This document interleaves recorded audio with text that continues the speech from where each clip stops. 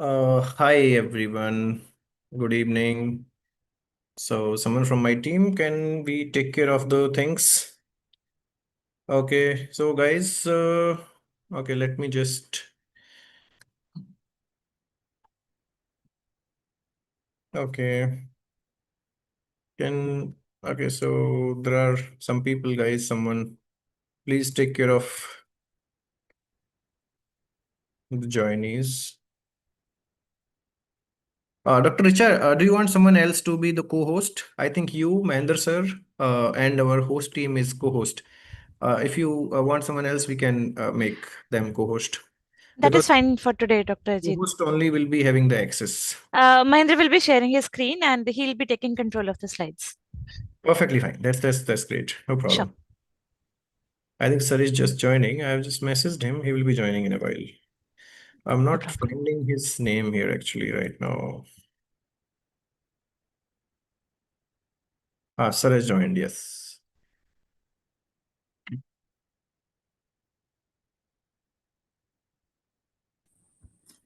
Good evening, Ajit. How are you?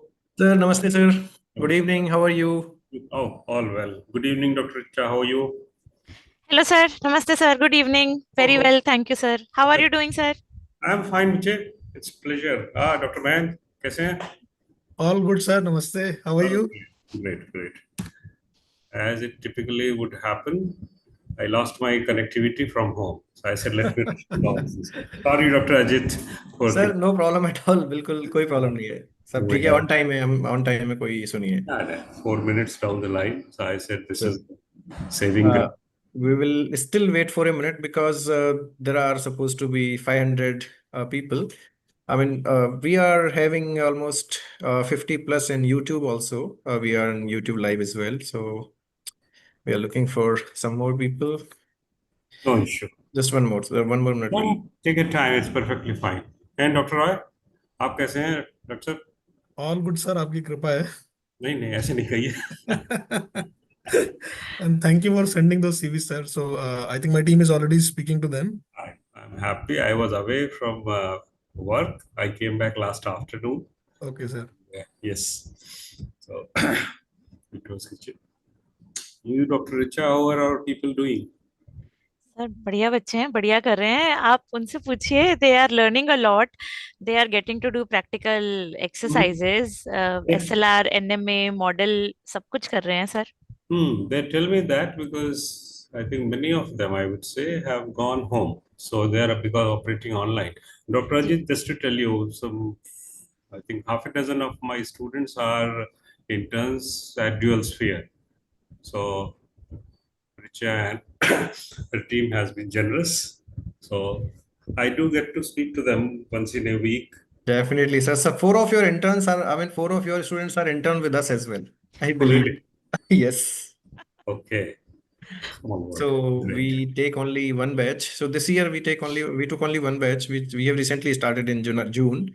So yeah, four of there are there. I mean, four of the students from Mohali are there. Yes, I That's think good. four. Yeah. That's good. Yep.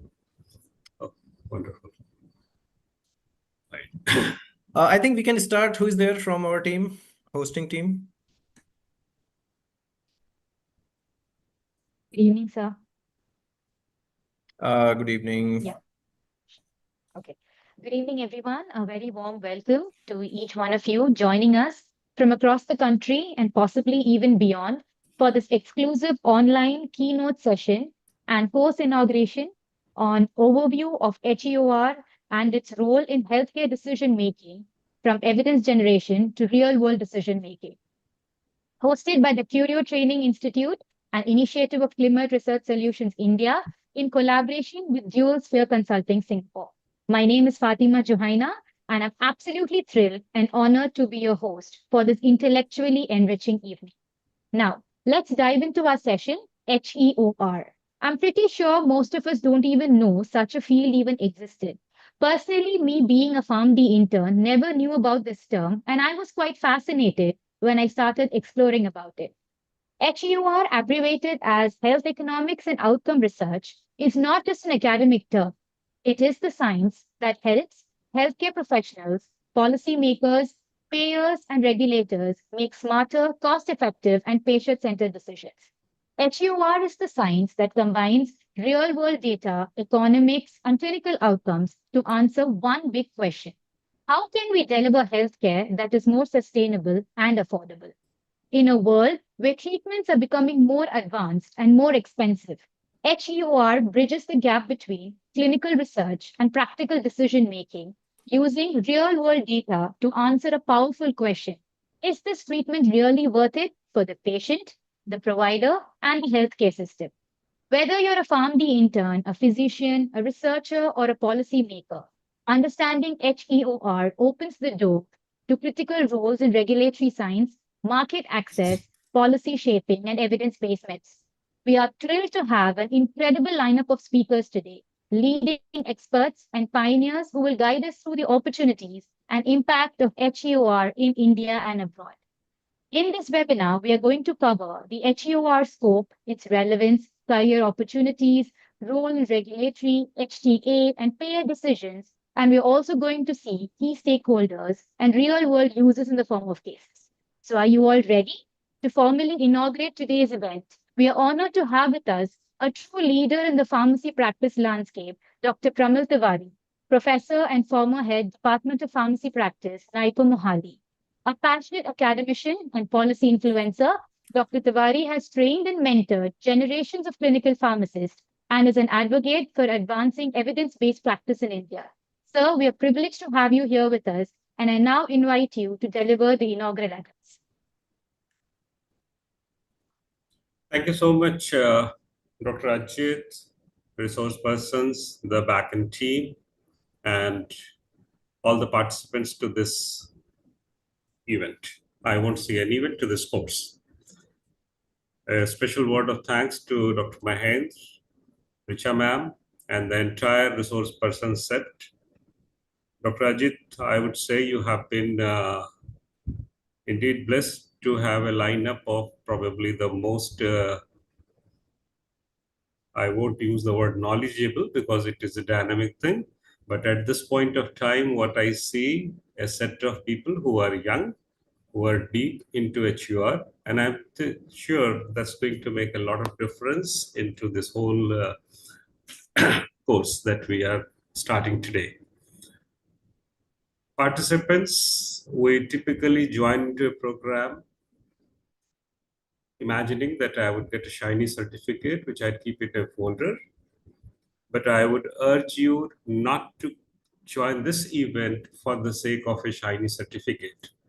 Rest assured, all your way in your life, you will have certificates which probably you will not be able to accommodate into your folders and files. I think a larger issue that I would take, and Dr. Ajit, I have 5 minutes time. Absolutely, sir. That's perfectly fine. I think in the backdrop of this whole program that I see, if I look back at last 25 years, which has been indeed marvelous for me, and I'm sure for each one of us here, India has grown into a center for, I won't use the word tourism because medical and healthcare cannot be a part of tourism.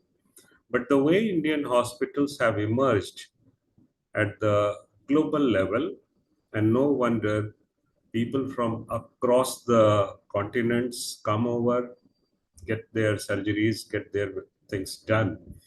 I think to all the participants of this program, it is very important to understand the larger picture, and I'm sure one of the resource persons is going to touch upon that. So, my dear young participants, please don't confine it to only what is happening across your computer screens or your tablets or your iPads. Please go beyond that and try to understand why we are getting into this. 2, when I look back, I find training in pharmacoeconomics, training in real-world evidence goes back probably 23 years. And I remember, and I have to mention today, many of you are aware, Shri Harish Narula, who used to be working with Lupin, was one person who could see the futures. And this exactly, Dr. Ajit, you are doing. Leaders are not the ones who solve your day-to-day problems. Leaders are the ones, Dr. Mahen, I'm sure you would converge on that. Leaders are the one, and which I am not excluding you out there, who are able to see the future and probably work from what will be working after 25 years. And on this account, I think Dr. Ajit, Dr. Mahen, Richa ma'am, and many of the resource persons, we are working towards the same goal. I would take a moment to reflect upon what Sri Harish Narula Saab was instrumental, and being in the pharma industry.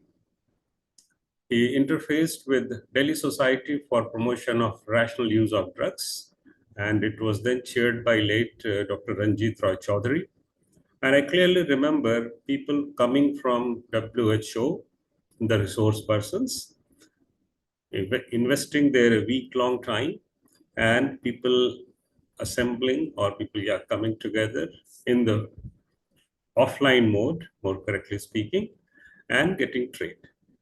From that point, if I look today, we have a HTA body in the country. We have people who are competent, and not only competent at the national level. I'm aware of a set of people who are international names when it comes to health economics, outcome research, real world evidence. I think that is the journey that I have seen, ladies and gentlemen, and that journey is very inspiring. I have touched the journey at few parts, and I'm indeed privileged to be part of that journey which the entire country has taken. Cutting a long story short, Dr. Ajit, if I congratulate you, that would be absolute flattery. But this initiative that you have taken for yourself probably is going to bear fruits far beyond what educational institutions could offer.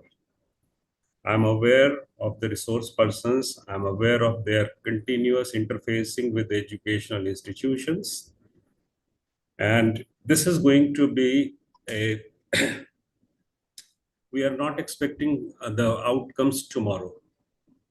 Another 5 years, I'm sure participants, you would probably reflect back and feel happy that you had chosen to join this course online.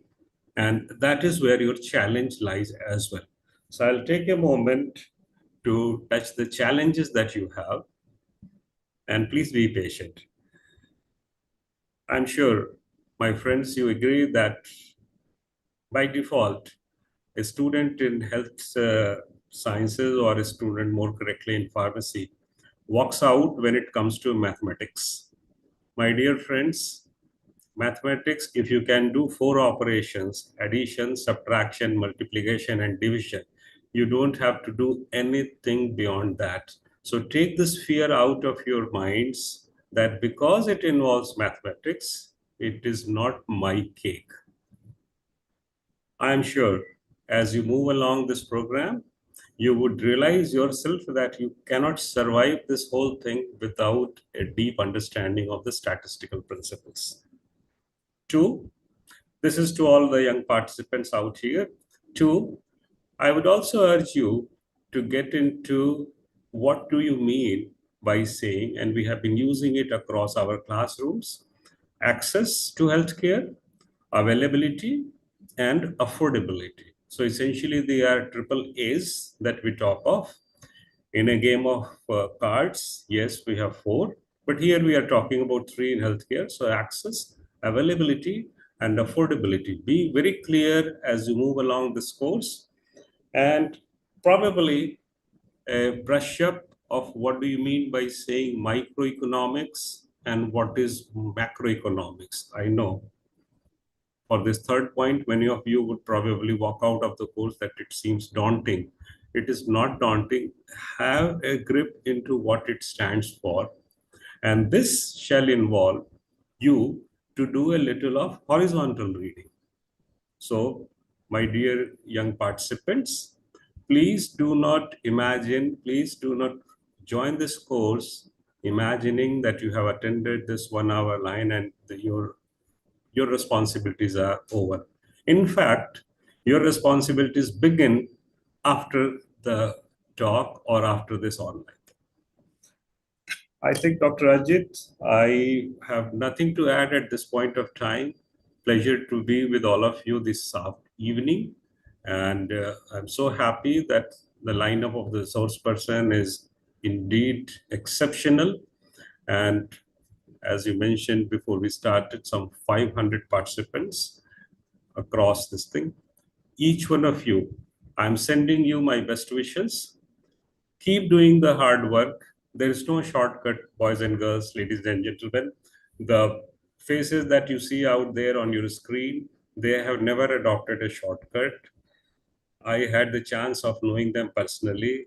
I know their growth story, and I think you all would be inspired listening to them, talking to them, simply because they know what they are doing. Dr. Ajit, thank you so much for having me into this Thank you very program. much for joining, and wonderful words, and the experience what you have shared is amazing. And glad to say your entire pharmacy practice class is here today in this webinar. I'm so happy for all the young participants, young and not so young. Probably I would stand out as a aberration, but I don't mind being with younger people. I always walk out younger. Thank you so much, Dr. Thank you very Ajit, much, sir. Thank Dr. you very Mahen, much for Richa this ma'am, great and message, wonderful message. Thank you very much, sir. all the best to each one of you here. Thank you, sir. Thank you, Fatima, for holding the fort. There has to be someone who holds the fort while everything goes on. Thank you. Dr. Ajit and your team, over to you. Thank you, sir. Thank you very much. Thank you, sir, for joining, and wonderful words, sir. Yes. Over to you, Fatima. Thank you so much, Dr. Tawari, for those kind words, and they were truly inspiring. You have beautifully highlighted why evidence must drive our actions in healthcare. Now it's time to introduce the visionary academic leading this comprehensive HEOR course, Dr. Richa Goyal, CEO and co-founder of Dual Sphere Consulting and former HEOR and market access leader across top-tier healthcare companies. Dr. Richa Goyal is a seasoned life science professional with over 18 years of industry experience. Within the life science domain, Richa possesses extensive expertise in strategic planning, go-to-market strategies, market access strategies, pricing, launch optimization, and late-phase studies.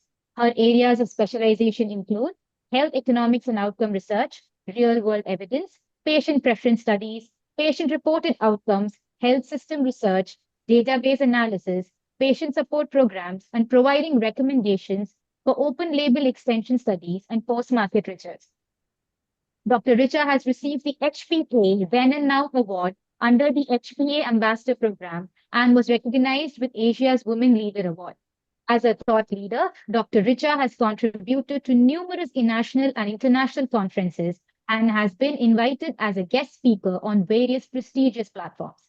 She brings extensive experience in cross-cultural collaboration, working effectively with diverse teams and stakeholders across the healthcare industry.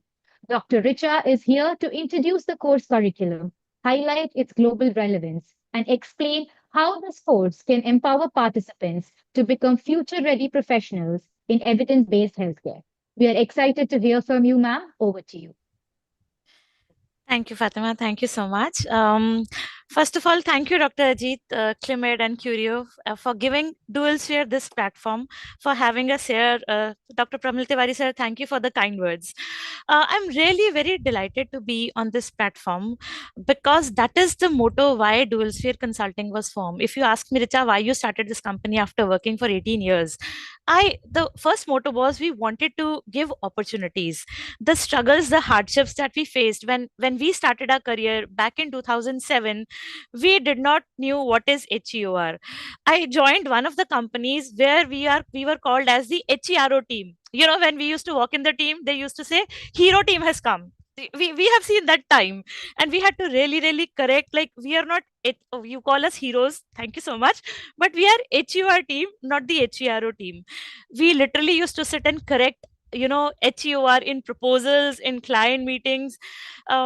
And I remember I started my career back in 2007. I just remember there was one company who is coming who does HEOR. Okay.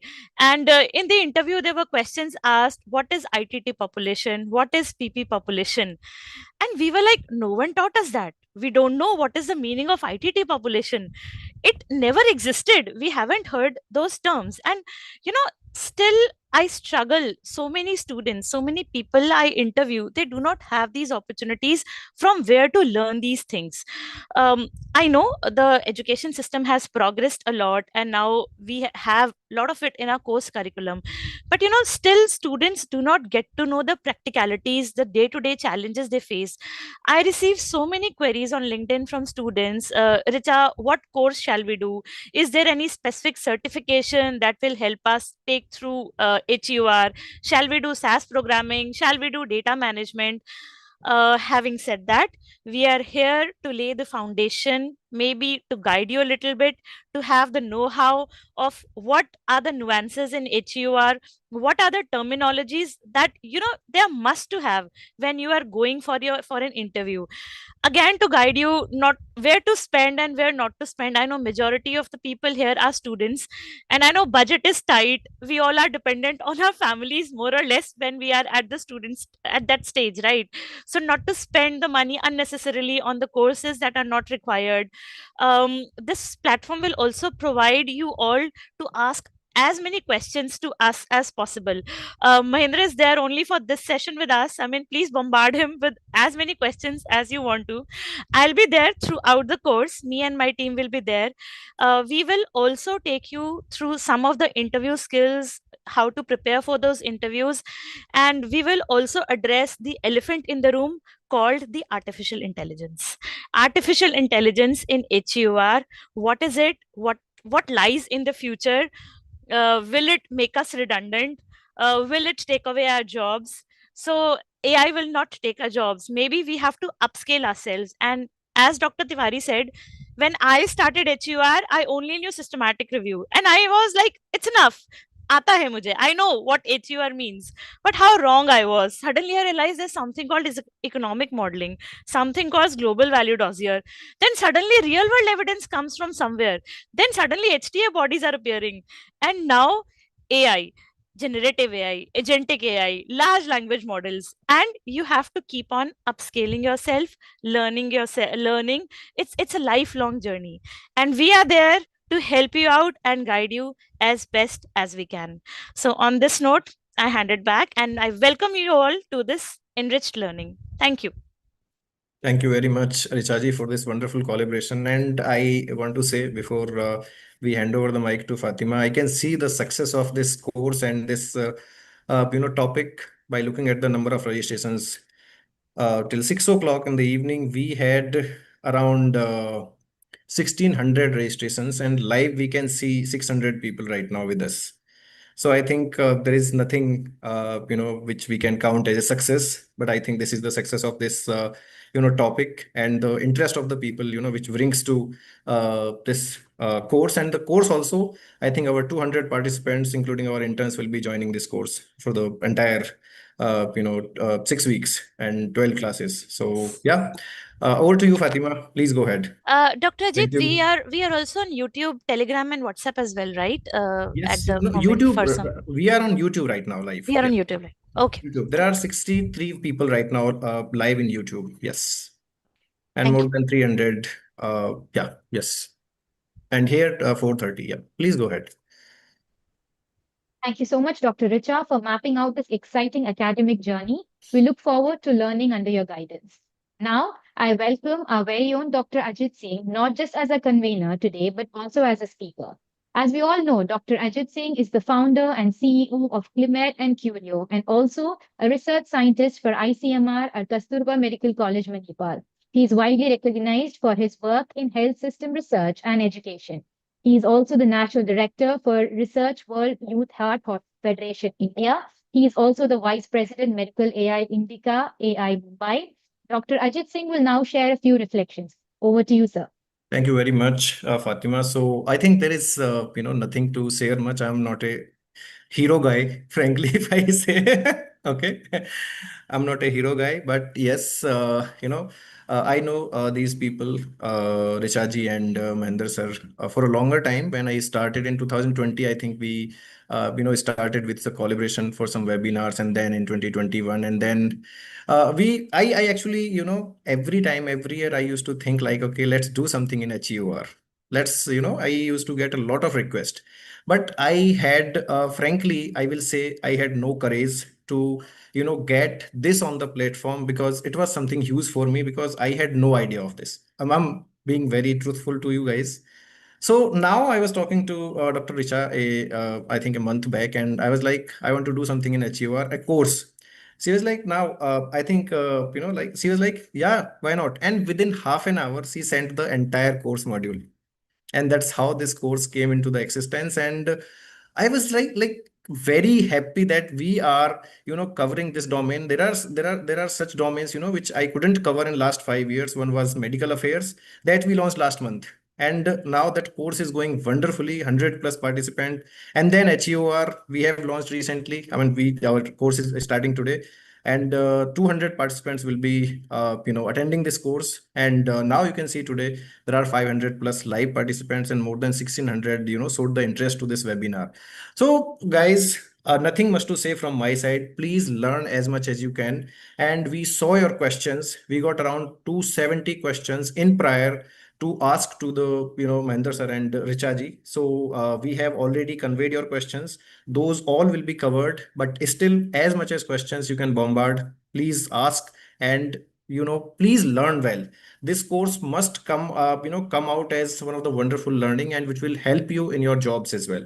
My ultimate motto is to give you the best learnings. And as Pramil sir has just told, these people are the best in HUR right now. There is no one better than them. They're a great team, good team, and the best people lined up for your next 12 weeks, next 6 weeks, 12 classes. So please learn as much as you can learn. Please ask as many as questions you can ask. So I would like to thank, first of all, Dual Spear for the collaboration, and Dr. Richa for giving us this wonderful opportunity to collaborate with her new venture and with her. And Mahendra sir is here.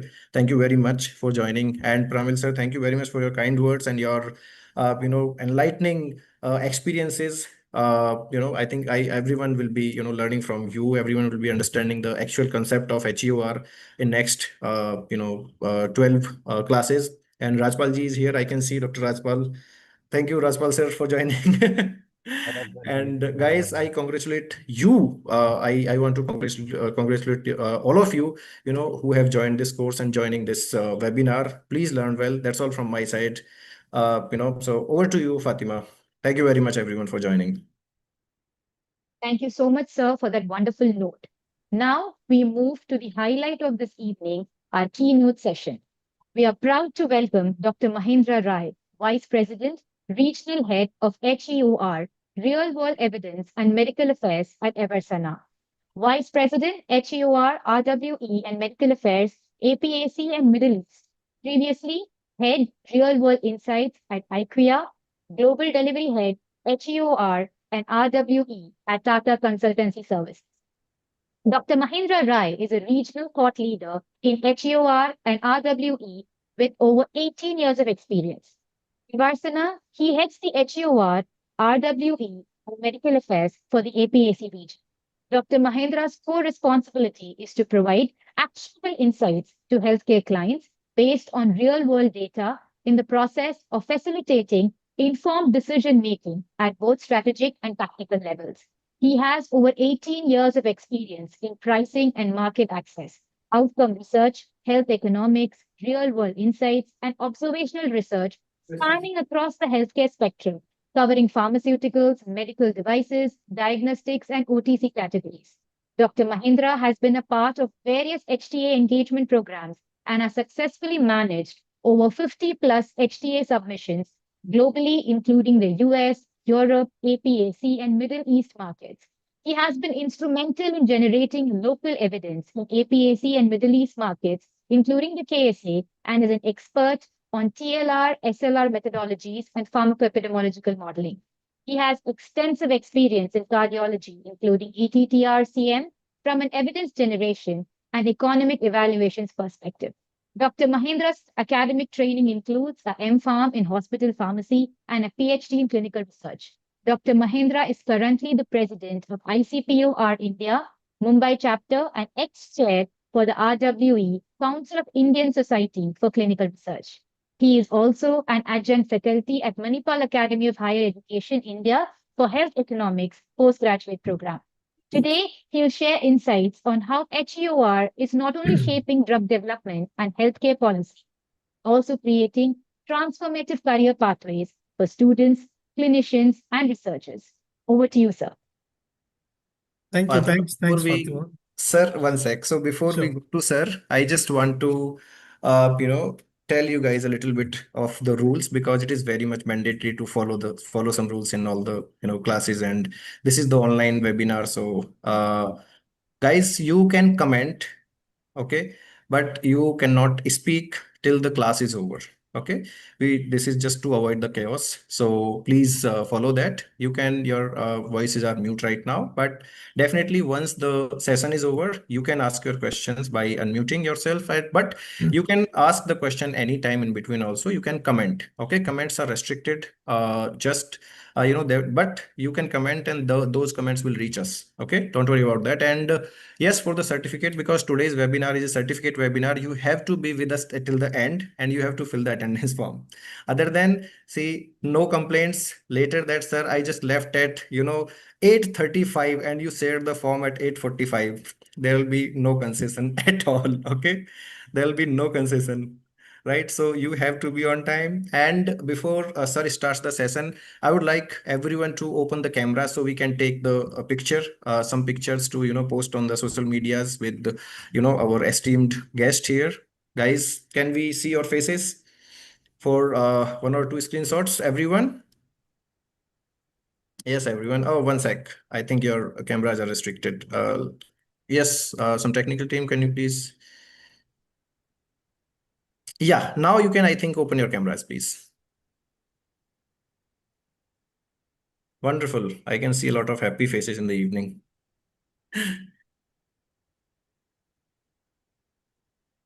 Thank you, guys. Thank you very much. I can see Mahadev sir in between. We'll take a few words from him, sir. Sir, if you allow, before we Yeah, go sure, to sure. yes. Mahadev sir is joining from US right now with us. He's here. Right, okay. Can someone from my team make sir co-host? Mahadev sir, namaste. Thank you for joining. And it's always a blessing, to join the sessions. Namaste.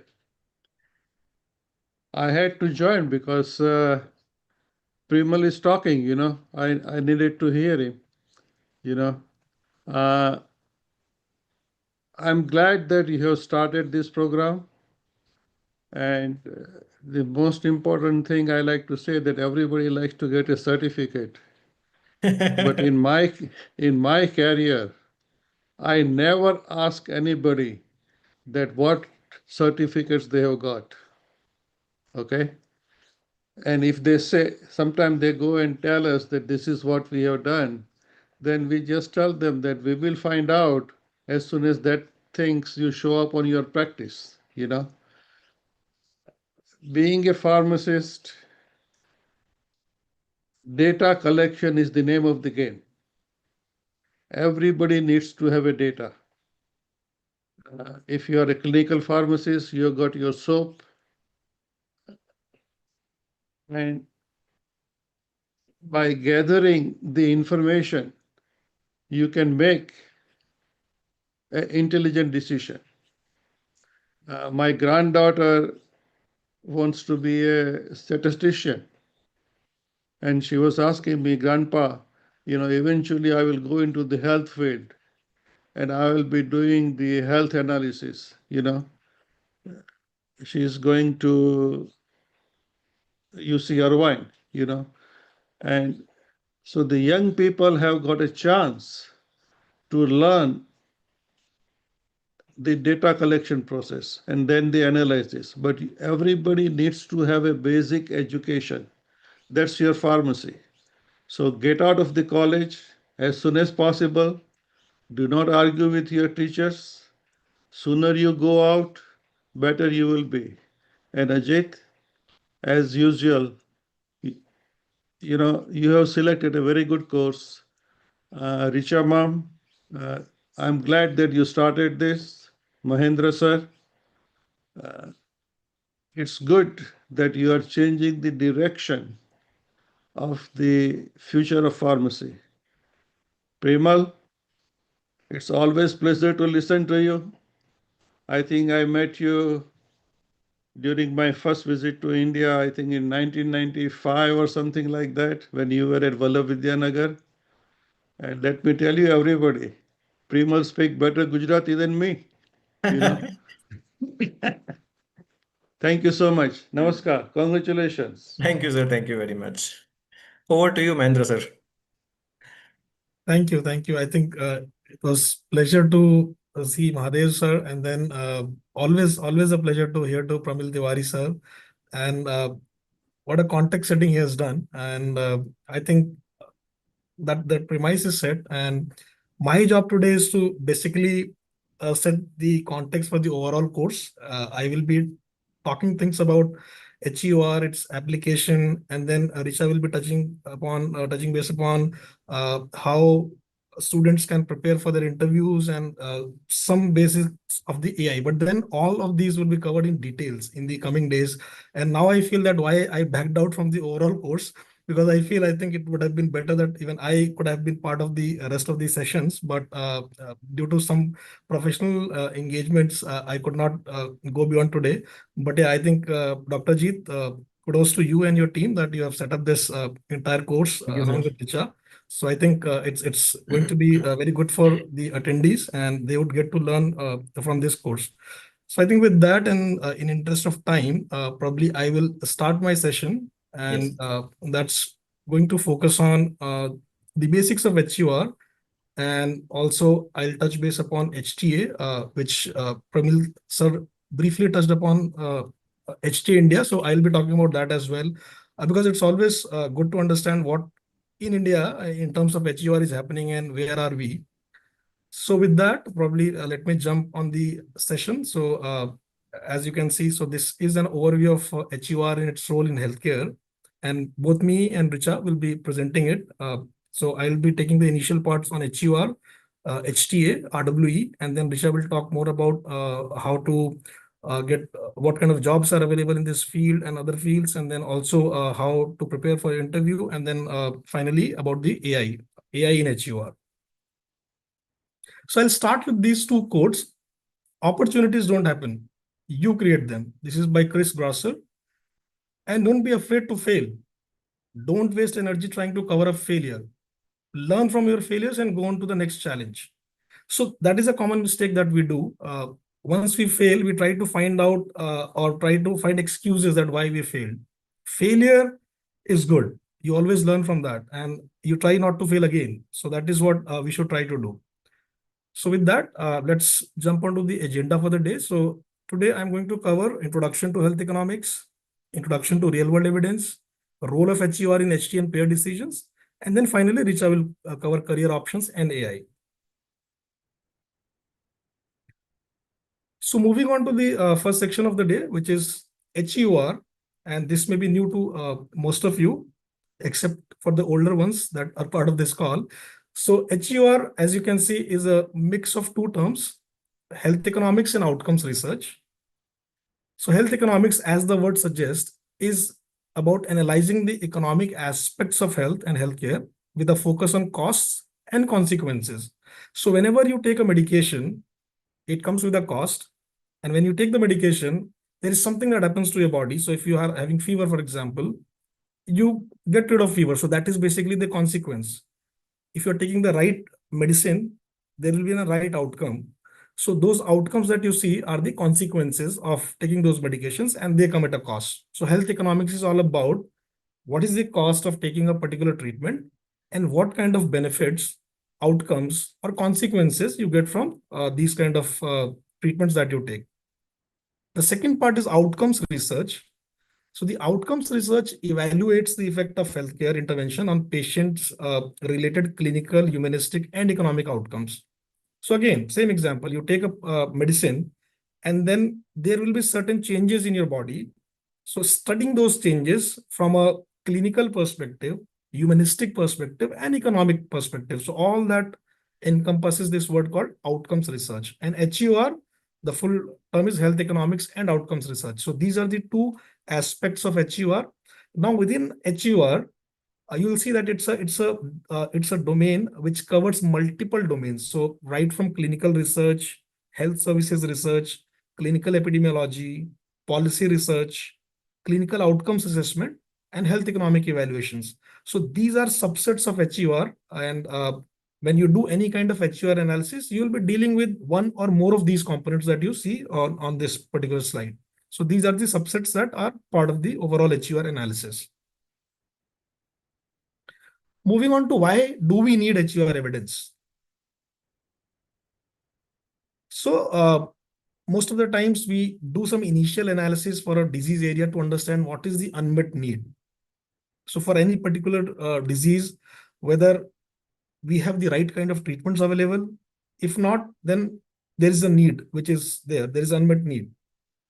Then secondly, we supplement the RCT data with RWE. So when we do this kind of analysis, we try to complement the data which is coming from randomized controlled trials or your phased studies.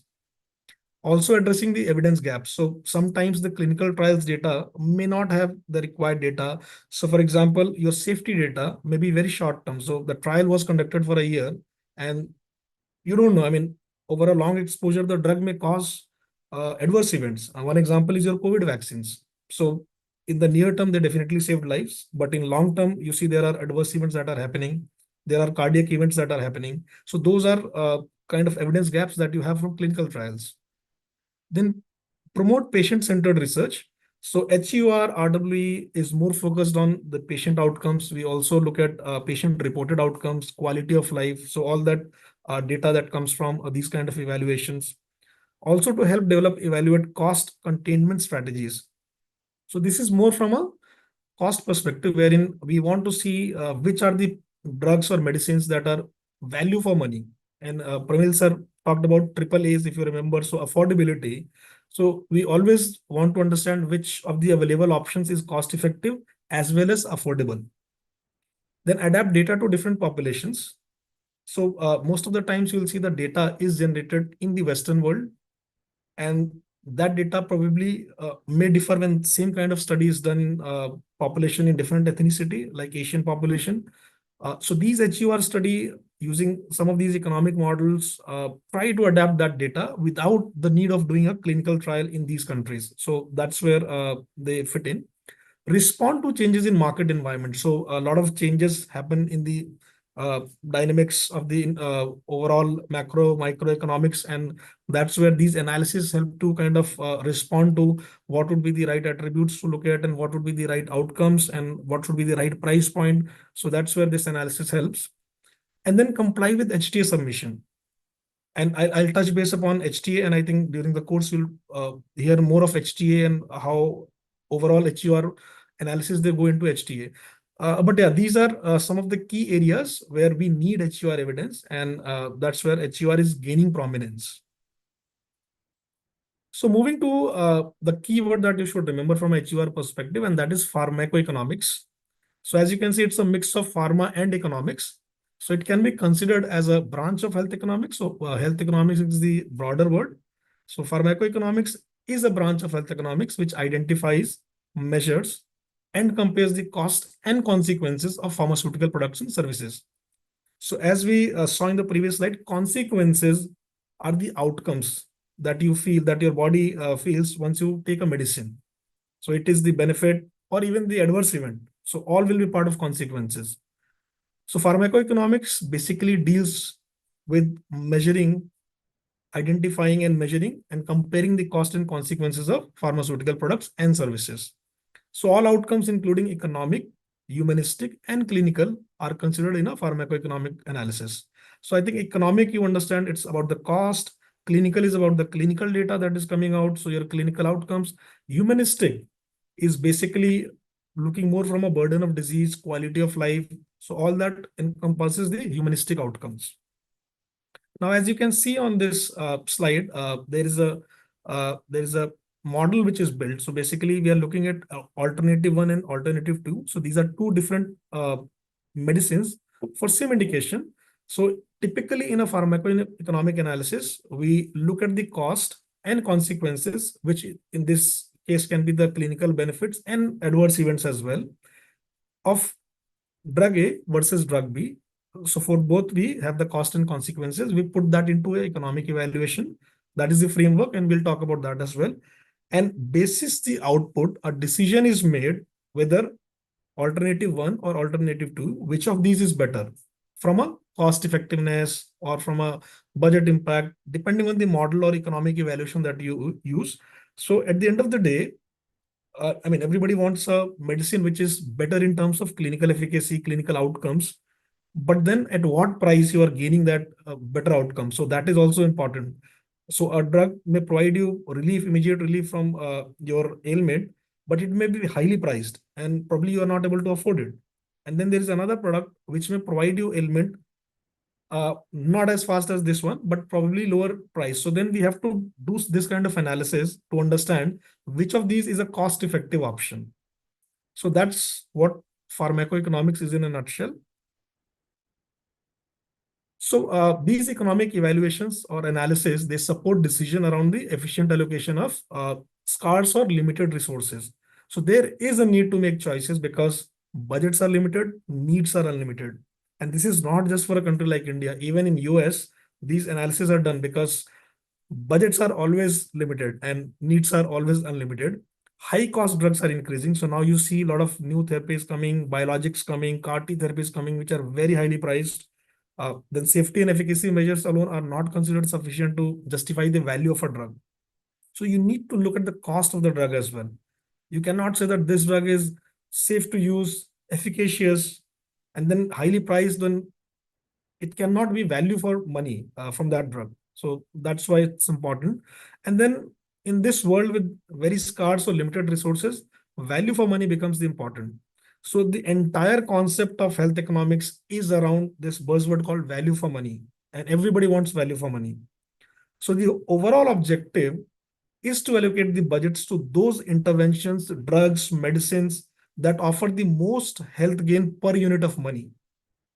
So if you, if you look at some of the chronic diseases like diabetes, uh, uh, high BP, so we'll have to look at that with any product that the patient is taking. What is it that they're paying for every unit of health benefit that they gain? So, for example, for a hypertension patient, what is the unit price that they're paying for 1 mmHg decrease in their BP? So that is the kind of analysis that we do, and then try to showcase that out of 2 drugs, 3 drugs, 5 drugs, which is the most cost-effective, most efficient drug. So cost effectiveness is equal to efficiency. So that is what we need to understand. So economic evaluations, they run across the drug development process. So as you can see, phase 1, phase 2, and then phase 3, phase 4. So during phase 1, phase 2, when the drug is still in early stages of clinical R&D, there are certain analysis that can be done, which is burden of illness. So we always need to understand what is the overall burden because of the illness. So for example, diabetes. In India, we know how many patients have diabetes. So what is the overall spending on diabetes? What is it that government has to spend on treating these diabetic patients? So that is basically your burden of illness. Early value model. So again, when the product is in early stages, you try to understand what kind of value this product is going to bring, what kind of forecasting can be done for this product's NPV, which is net present value. You need to understand in terms of what are the benefits that will come out of this kind of a product, how cost effective it can be as compared to the existing analogs of the competing drugs that are available. Do a go no go model. So this is again more on the NPV side. So we do such analysis for the product, especially which are in phase 1 or early phase 2, looking at the early results from phase 2 and try to see whether this product should be developed further or not. if this product is going to be a cost-effective product in future, from a patient perspective, from a pharma company perspective, whether they should invest further in this product or not. So that's a go-no-go model. And then mixed treatment comparisons, again, which help us compare the clinical efficacy and adverse event profile of the product to the existing comparator that are available at that point in time. Similarly, in phase 3, phase 4, there are other analyses that are done. So these are more comparative in nature. So you do cost effectiveness, where you compare this new product which is being developed to existing products that are already in the market, which are being marketed, being used by the patients. So you try to understand if your product which is being developed is cost effective at a certain price point, budget impact because of that, which payers will understand, which is kind of an indicator of affordability. So they will ask for the budget impact as well. Global model and country adaptations are done at this stage, and then mixed treatment comparison again to basis the phase 3 results to see that the product is comparatively better than the other existing medications that are available. And then in phase 4, so you develop user-friendly models which are used by the sales teams. They can go to HCPs, doctors, and they can show certain benefits more in terms of cost effectiveness, update of these models with in-market data. So once the product is already launched, the data will come from market, real use data will come, and that will be input in these models. Model validation, so again, the real use cases, and then you kind of validate the cost effectiveness and do these model validations with KOLs, with the actual data getting generated. So that is the economic evaluation journey across the drug development cycle. So we have been talking about economic evaluation. So whenever you would say economics, it has to do something with costs. And for pharmacoeconomics, there are 3 different kind of costs. So the first one is direct costs. And as part of direct costs, we have direct medical and direct non-medical costs. So direct medical cost would be anything that you pay in a hospital or in a clinic. So this will include cost of your drugs, hospitalization, outpatient services, lab imaging, any diagnostic tests that you do. So all these are direct medical costs.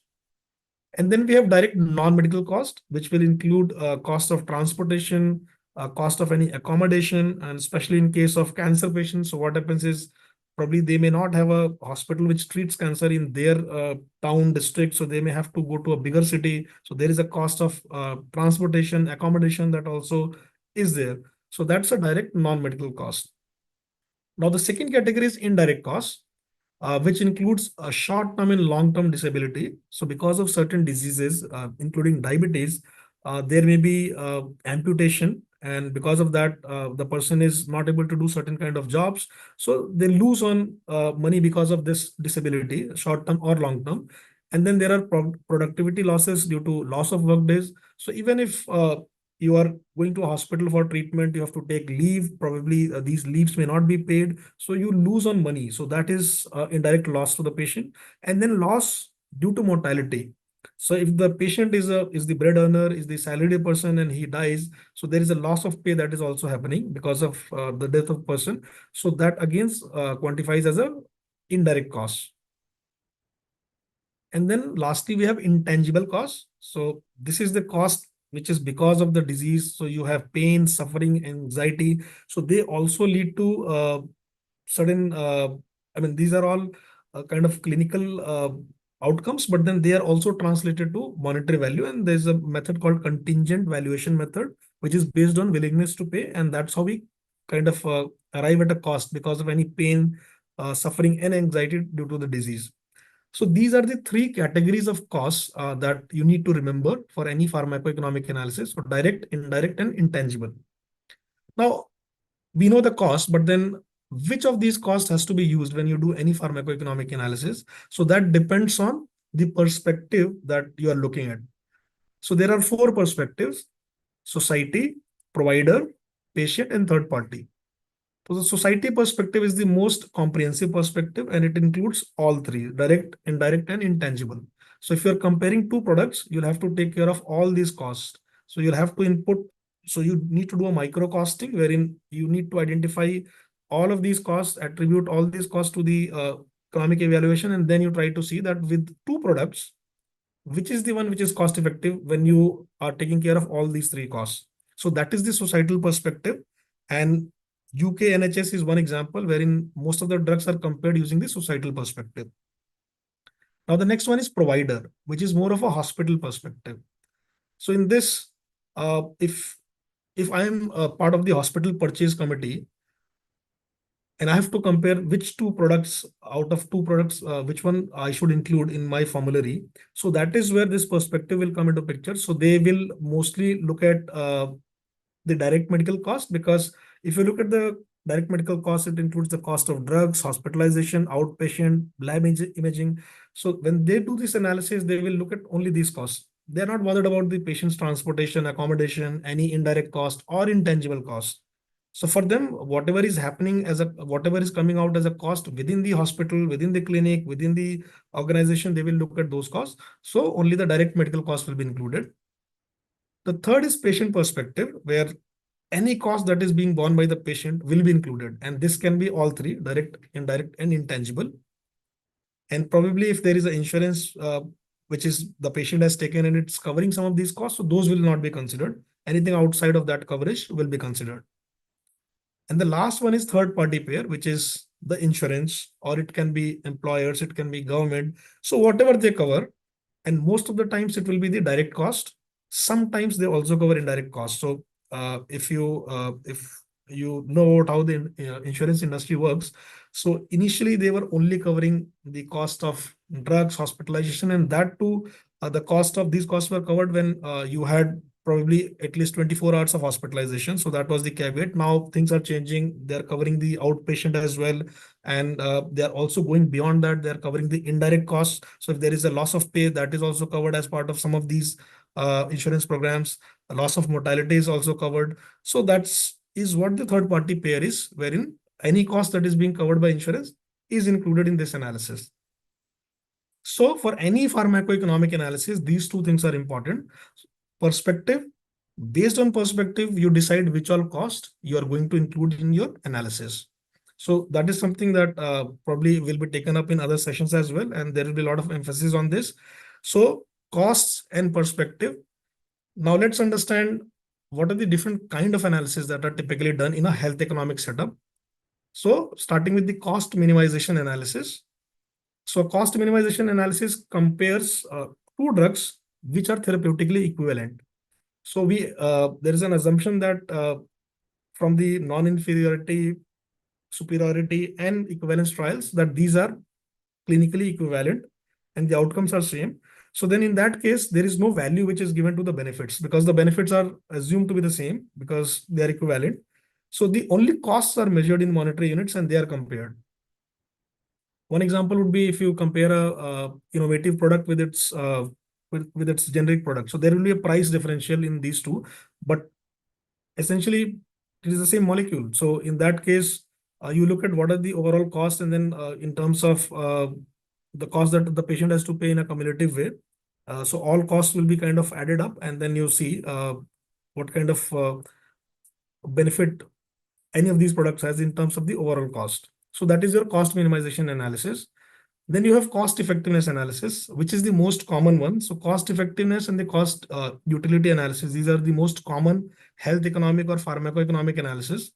So in a CEA, you compare healthcare interventions wherein you also look at the outcomes. So cost and the outcomes.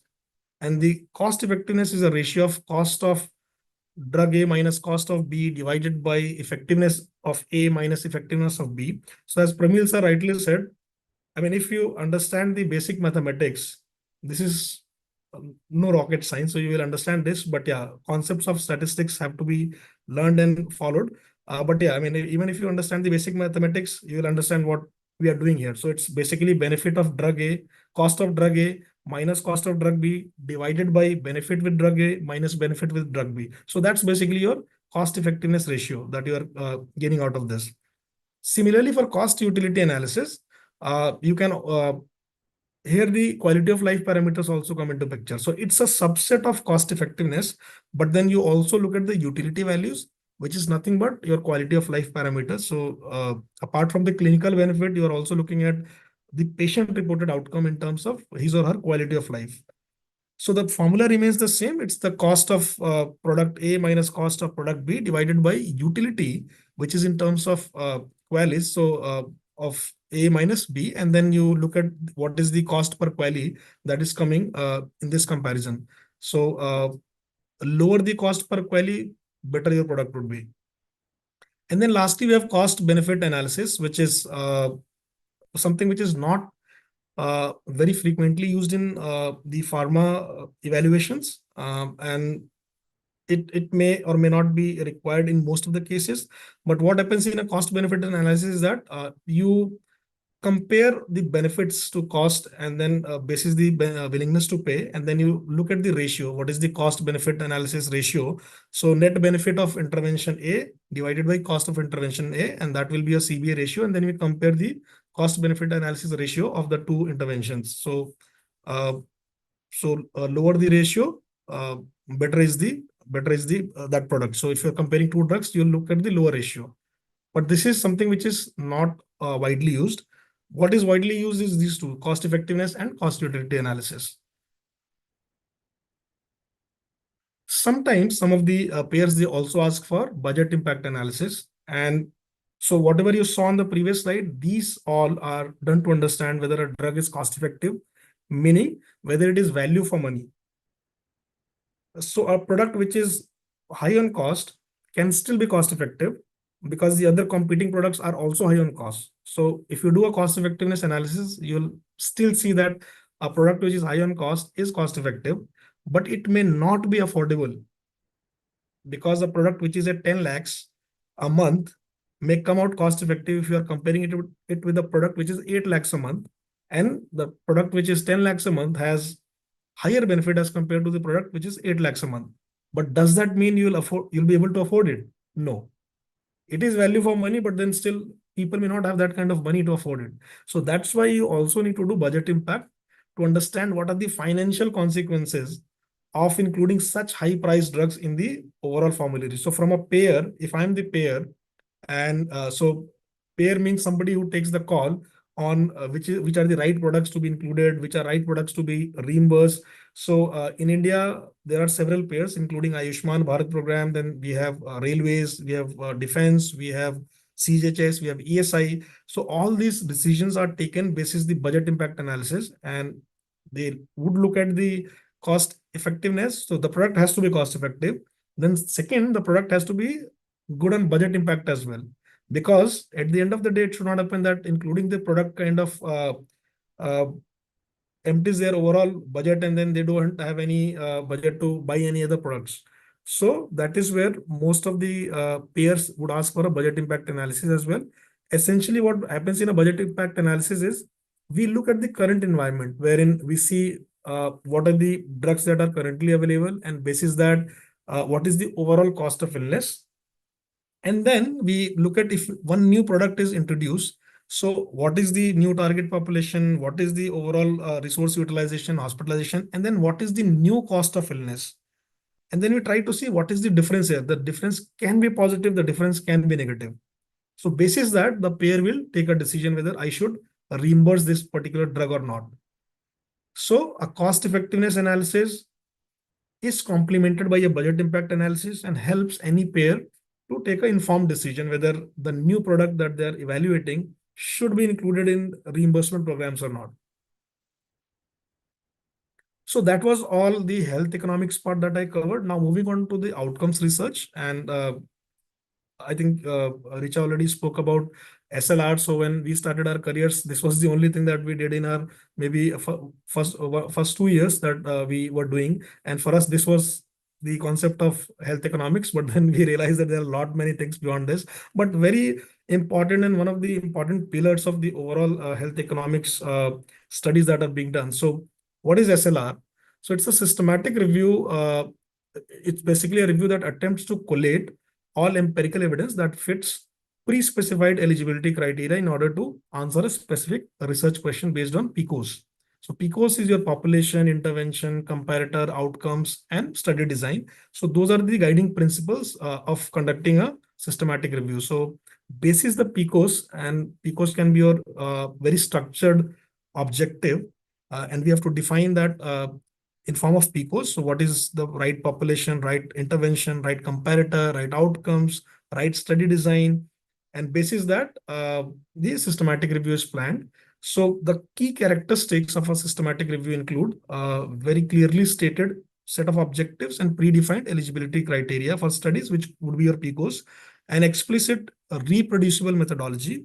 And that reproducible term is very important because when you do narrative reviews, when you do review where you look at certain set of studies and you kind of give an opinion on them basis the results of those studies, so they may not be reproducible because two different people when they do a review in the same therapy area, they may choose different set of studies. While when you do a systematic review, you try to collate everything that is relevant to that particular objective. So if somebody else is doing the systematic review with the same objective, ideally the result should be the same. So it's a reproducible methodology. It's a systematic search that attempts to identify all studies that meet the eligibility criteria. And then again, the assessment of the validity of the findings of included studies is done. So you look at risk of bias, you try to assess whether the studies that have been included, the results are not biased towards one product. And there are set scales that are used for these kind of risk of bias assessment. So there is a Cochrane scale, and then depending on study design, for observational studies, you have Strobe scale, and for other designs, you have different, for RCTs, you have different scales. So the choice of scales can be made, and then you assess all these studies. And finally, the systematic presentation, synthesis of characteristics and finding of the included studies. So it's basically looking at all the studies which are included and synthesizing findings and trying to collate this data in a qualitative or quantitative way. So the statistical methods can be different. So you can do a qualitative finding, or you can also do a quantitative finding, which is meta-analysis, and we'll talk about that in the later slides. But yeah, that is the process. And typically, it's a very robust process done in duplicate. So two reviewers are required at each stage. You can see the flow here. So you start with the literature searches, you do the abstract screening, you screen for inclusion of the abstracts based on the criteria, PICOS criteria that we spoke about. Once you have kind of shortlisted some of these studies, then you do a full text review, read the entire paper. Then you, again, basis your PICOS, you try to see which of these are relevant to your objective. And finally, the studies that are included, they're extracted, the data is extracted in a format which can be analyzed. And then you take a call whether you want to do a qualitative analysis or meta-analysis for the studies that have been shortlisted. So that is the process done in duplicate to ensure that the quality is there. You're not missing on the right clinical studies. Because if a single person is doing it, probably there may be human error and there may be mistakes that are there.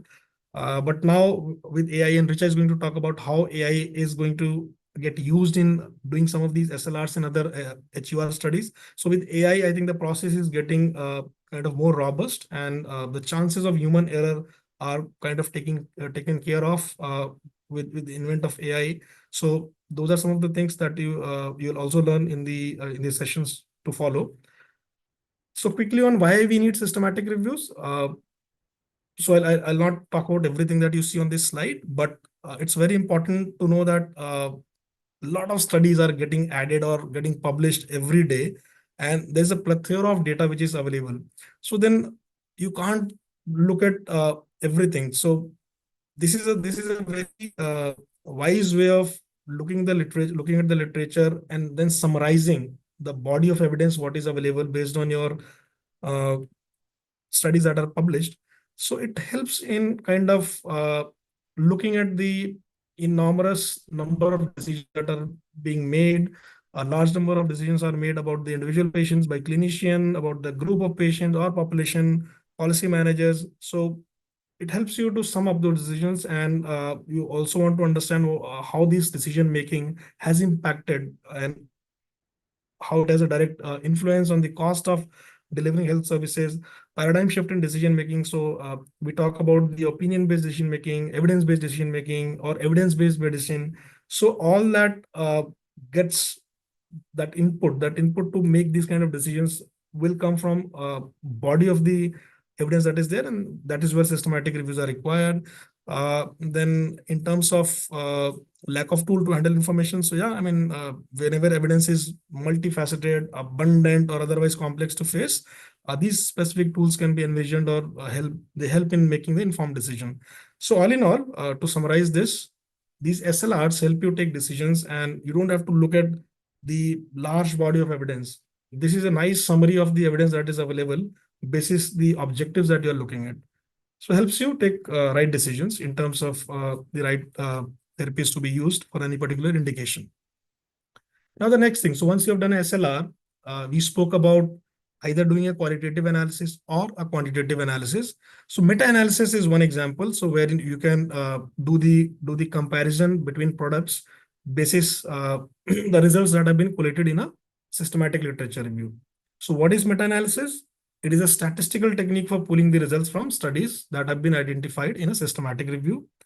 It's a quantitative approach for systematically combining results of previous research to arrive at a conclusion about the body of the research.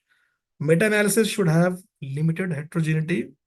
So when you collate results from different trials, you'll have to ensure that these trials, they are looking at similar populations. So you cannot mix two different populations, for example. So a trial in pediatrics, a trial in geriatrics, they don't present the same kind of results. The data can be different with two products. So we'll have to ensure that the population that we're looking at is homogeneous and not heterogeneous. Meta-analysis, the results are generally presented as forest plot. I'll show you one example of that. Before that, let's talk about different type of meta-analysis. So three types that you will come across: direct, indirect, and mixed treatment comparison.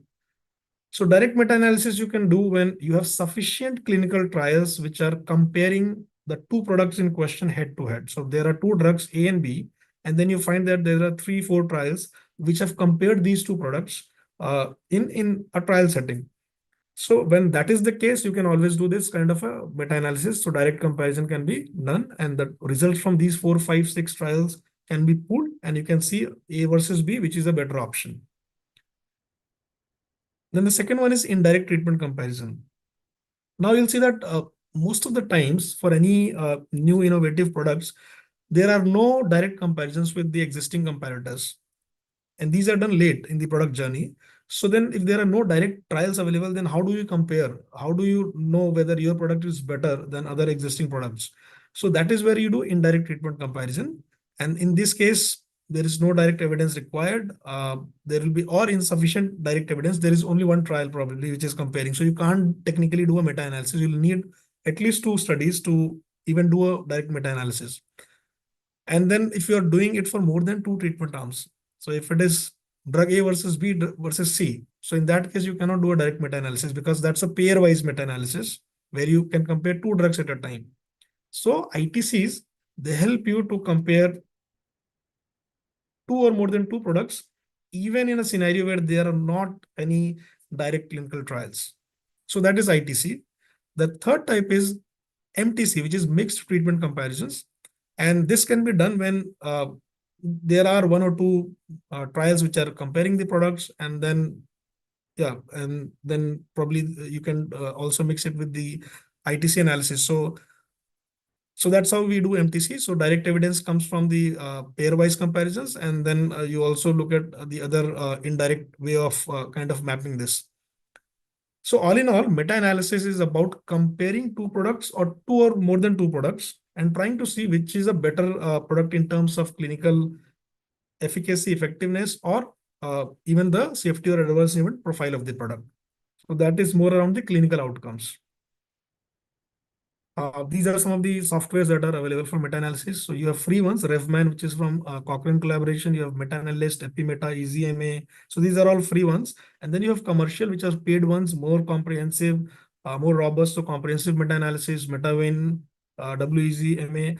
And then you can also use the general stats packages, which are not just for meta-analysis, but other evaluations you can also do. So like Stata, Winberg, SAS, S+. So these are some of the softwares that you can use for doing meta-analysis. This is example of one forest plot. So as you can see in this particular plot, we are looking at the impact of treatment on mortality by study. And then odds ratio is one of the effect that we look in meta-analysis.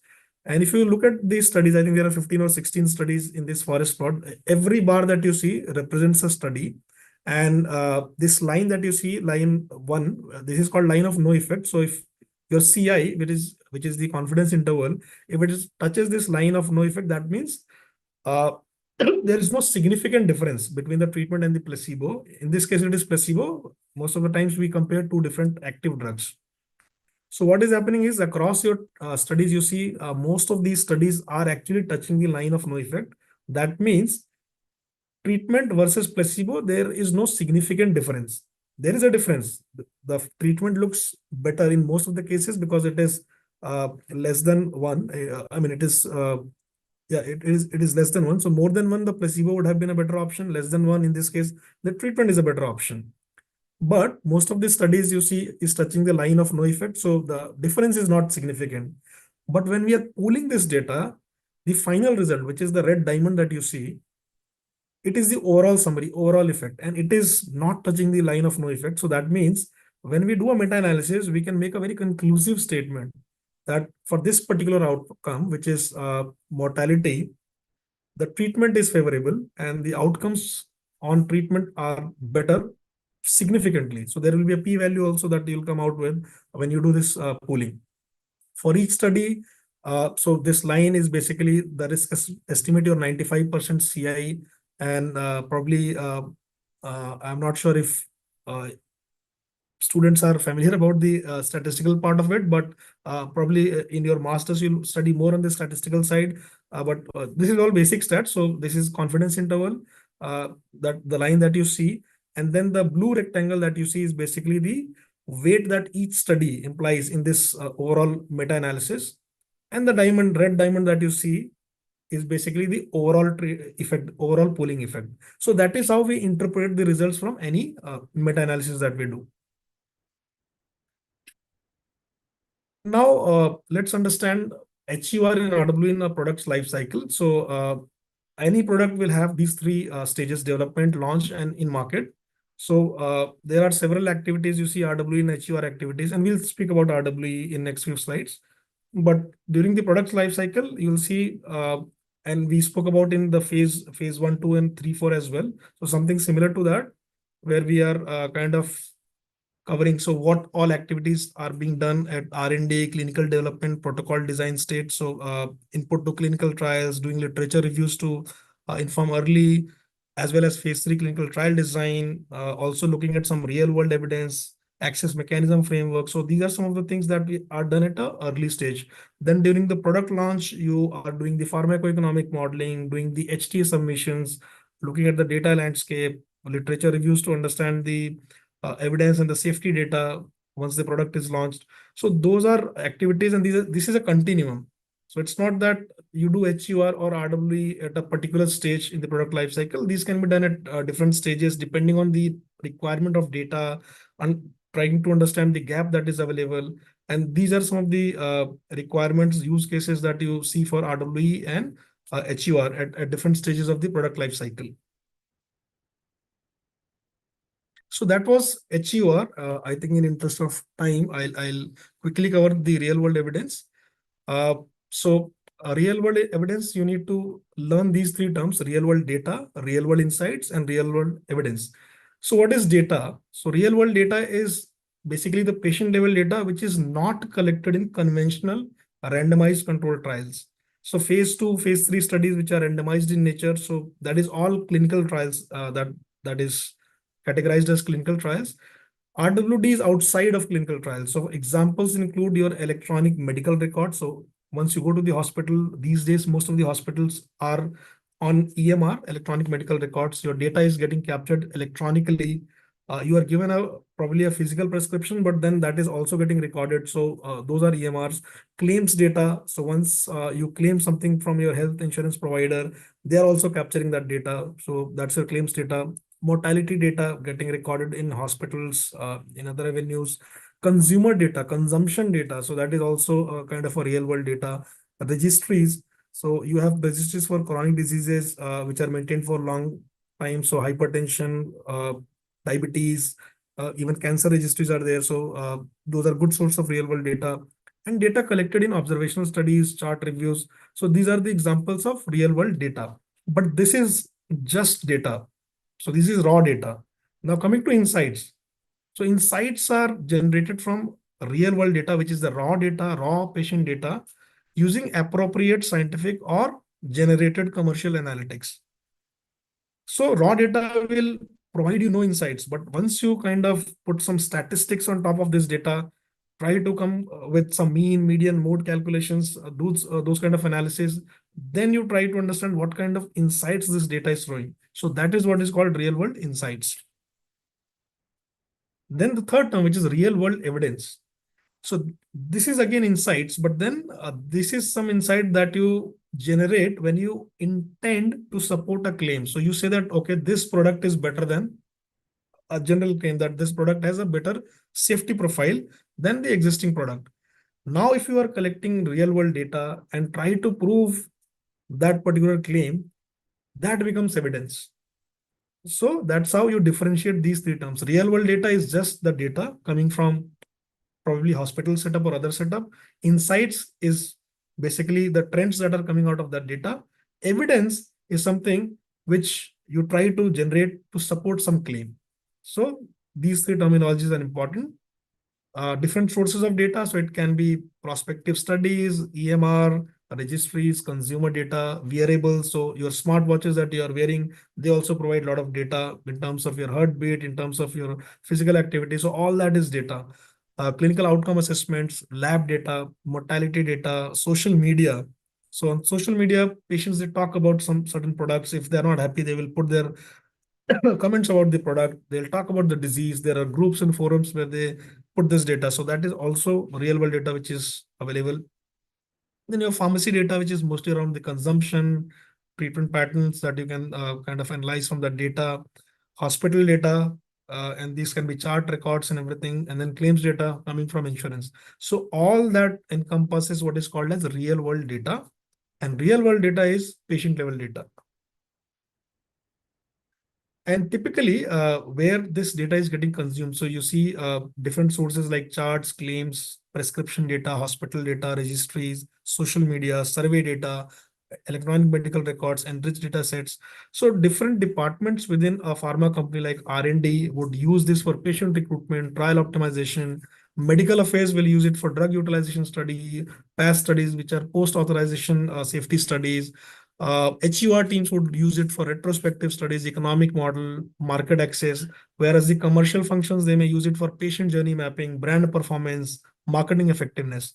So this real world data is getting consumed by different kind of stakeholders for different purposes. And it's very important to kind of have access to this kind of data.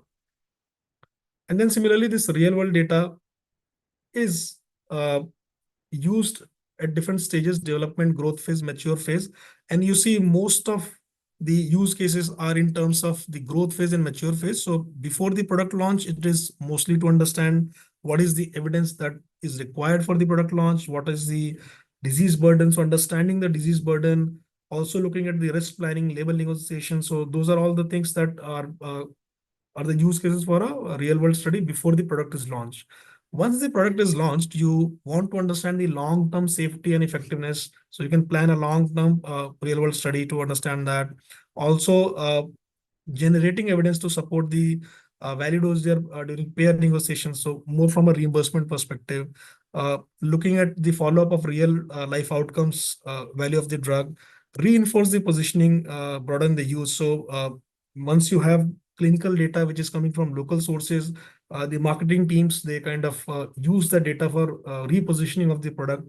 If there are some new outcomes that can be generated, and then also new formulation indications or label expansion. If there is an off-label use of the product, you can kind of gather that evidence, and then you can go to regulatory body for approval for that particular indication where the drug was used as an off-label drug. So all that are the use cases that we come across when we kind of generate the real world data in the overall product journey. In terms of how RWA complements RCTs, so RCTs are randomized control trials. So in a randomized control trial, the objective is to understand whether product or a drug, can it work Whereas in RWE, we look at does it work and does it work on a wider population. Purpose of RCT is to gain regulatory approval, while RWEs, they are done mostly to influence the clinical practice. Setting design, so ideal conditions, controlled in case of RCTs, while real world, as the name suggests, is real world conditions. So the patient is prescribed, the patient may take the product at will, they may or may not take, especially in the chronic disorders, hypertension patients, diabetic patients, they may miss their pills, they have to take a pill every day, but they may miss it. So those are the real world conditions. And then you still have to evaluate whether the product is effective or not. Intervention, so there's a fixed regimen when it comes to RCTs, but for RWE, there's a flexible regimen. So with the patient profile, the regimen may differ. Compliance is very high in RCTs because it's a very controlled setup, while when you do RWE, you'll find low compliance, so low to high, depending on the patient. External validity is low to medium in terms of RCTs. So because the population is homogeneous, it's a similar kind of population that is included in a clinical trial. Because it's controlled setup. But in RWEs, the population is heterogeneous. So it will be a mix of different set of patients. So for example, even the pregnant women would be taking that medication, right from geriatric population to pediatric population. Everybody, the dosage may be different, but they are taking that particular drug. But in clinical trial, you don't include pregnant women, you don't include pediatric population. Sometimes geriatric population is also not included. So the results cannot be generalized from a RCT. So that's why the external validity is low. Internal validity, which essentially means that the results that are coming are because of the are a property of the drug itself, and there is no confounding that is happening. So that is high in case of RCT. So the internal validity or the results that you are getting is because of the drug itself is very high. But in RW, it can be variable because the patient may be taking a mix of drugs, and food habits and everything would be different. RCTs, they're very controlled. Even the food is controlled when you do a clinical trial. But in RWE, it's a usual patient. They may eat anything along with their drug, even if the doctor says that, okay, no fatty food, but they may still have fatty food with their product, and that may lead to different outcomes. So that is how RCTs and RWE different. But in the end, what RWE is doing is that it is complementing the RCT studies. The results are complementing it. These are four different designs of RWE studies. So observational studies, registry studies, patient chart reviews, EHR, EMR. EHR is electronic health records. EMR is electronic medical records. So basically patient charts, which are more in an electronic format. And then you have claims database studies, which are again analyzing the data which is coming from the claims databases. Each of these studies have a set objective, and there is a time frame. So each will vary. So the fastest one are your claims database and patient chart reviews, which can be done between anywhere between 6 to 12 months. And then the registry studies are long drawn. They go up to 3 years. They can go up to 5 years, 10 years as well. There are some registries which have been going on for decades. And then you have observational studies, which are prospective, that are planned like a post-marketing authorization phase. So they can again be 1 to 2 year kind of long. These are some of the designs. So observational cohort studies, case control studies, patient database studies, and then you have the outcomes. So basically clinical outcomes, economic outcome, and patient reported outcomes. So these are the ones which we look in these kind of real world studies. And the process follows a typical cycle, 5 phase cycle, where you do study planning, data collection, data entry and cleaning, data analysis, and study closeout. So those of you who are familiar with the clinical trials, you'll see that it's a similar kind of a setup, similar kind of a design that is being followed. But these are not as robust or as documented as what your clinical trials are, because they are experimental in nature. These studies are more observational in nature. So it's basically studying what a product is doing to a patient rather than experimenting a product on a patient. So this is my last section, which is on role of HEOR in HT and payer decision. So let's understand what health technology assessments are. And HEOR is primarily done to feed data into these kind of assessments. So before we know what HTAs are, let's understand what health technology means. So health technology is an umbrella word, and it includes pharmaceutical drugs, medical devices, vaccines, medical and surgical procedures, prevention and rehabilitation programs, and other health services. So it's a very wide kind of word, health technology, and it is not limited to your medicines, but to all these things that you see on my screen. So let's understand what health technology assessments are. So HTA, the abbreviated form of health technology assessment. So HTA refers to systematic evaluation of properties, effects, or impacts of health technology. So basically doing an evaluation of the properties of a, so let's consider the technology as a drug in this case. So evaluating a drug for its properties, its effects, and the overall impact that it brings is what a HTA would do. So it is a multidisciplinary process to evaluate the social, economic, organizational, and ethical issues of a health intervention or health technology. And this provides rigorous and objective data to inform and improve the healthcare decision-making process. So it is a very holistic kind of an evaluation where you look at the clinical data, you look at the patient-reported outcomes data, you also look at the economic data, and basis all this, you make a decision whether the product which is being evaluated is good for the people at large, the patients at large, and whether it should be included as part of the reimbursement programs. So some of the key HTA bodies across the globe that you'll see include the NICE. This is from UK. It's called National Institute of Health and Care Excellence. Then you have SMC, Scottish Medicine Consortium, CAD, it is in Canada, IQWIG in Germany, HAS in France, and then you have PCODER again in Canada, Blue Cross Shield, and then the Alpha, which is Italian, Blue Cross Shield is US. So these are some of the HTA bodies across the globe that are evaluating drugs for their respective countries. And this is the HTA process wherein the systematic use of evidence is kind of used to inform the decision. So the process, I'll quickly talk about the process. So you define the decision space. What is the decision problem? Which is the disease that has to be prioritized. So most of the HTAs, they'll prioritize certain disease and then they will call for evaluations in that particular disease. Then you do the analysis basis that. So what is required in terms of analysis and for making the decision for that particular problem. Then is the appraisal process. So it's a long process. And then where it is decided what evidence is strong enough to support a decision. And then the decision-making process. So once the HTA has received all the evidence, they will kind of take a decision on if the new product can be included in the reimbursement. And then there's implementation. So the decision is given to the end payer. So HTA may not be the payer. So they will make the decision. They'll provide the decision to the payer. And the payer has to then implement it. Again, it is their choice. So they still may or may not implement that decision. So some of the examples from the Asia Pacific region or APAC region. So we have some established HTA system, which include Australia, South Korea, Taiwan, and Japan. Then there are HTA systems which are in advancement. So they are somewhere in between, not as mature as these four HTA bodies. So examples include Singapore, China, Malaysia, and Thailand. So they have established HTA bodies, but they are still not at that stage of to be as compared to Australia, South Korea, Taiwan, and Japan.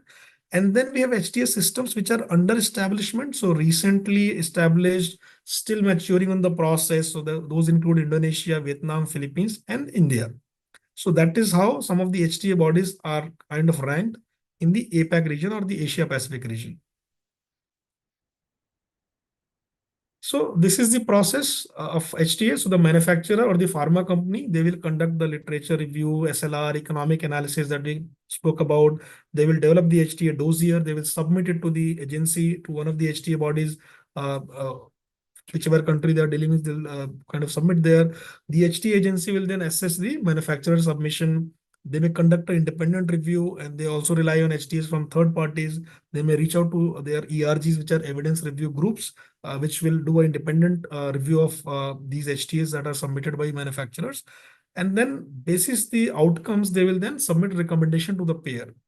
Now, who's payer? So payer is the payer can be government, payer can be NHS in the UK. So they will take that call whether the drug has to be reimbursed or not.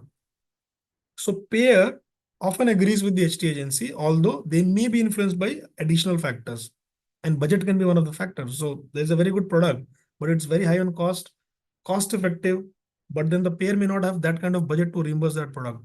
So even after a positive recommendation, there may be some challenges and they would still want to negotiate. They would put some cappings on the price, or there will be certain limiters that will be put on. So those are the discussions that happen between the payer and the manufacturer.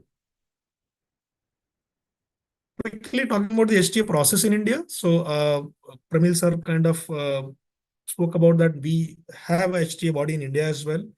So there is a journey that HTA in India has taken up, and this chart you can look at the timelines how this has evolved. So in the 2021, the high level expert group, they kind of showed the interest to have a HTA in India started, and then in the 12th 5-year plan is where the India proposed the cost effectiveness studies should be used to evaluate the innovative products. And then finally in 2017, the National Health Policy in 2017 emphasized the establishment of an institutional framework similar to UK's NICE, and to conduct the HTA for guiding policy decisions. So that's where the approval of Medical Technology Assessment Board happened, MTAB.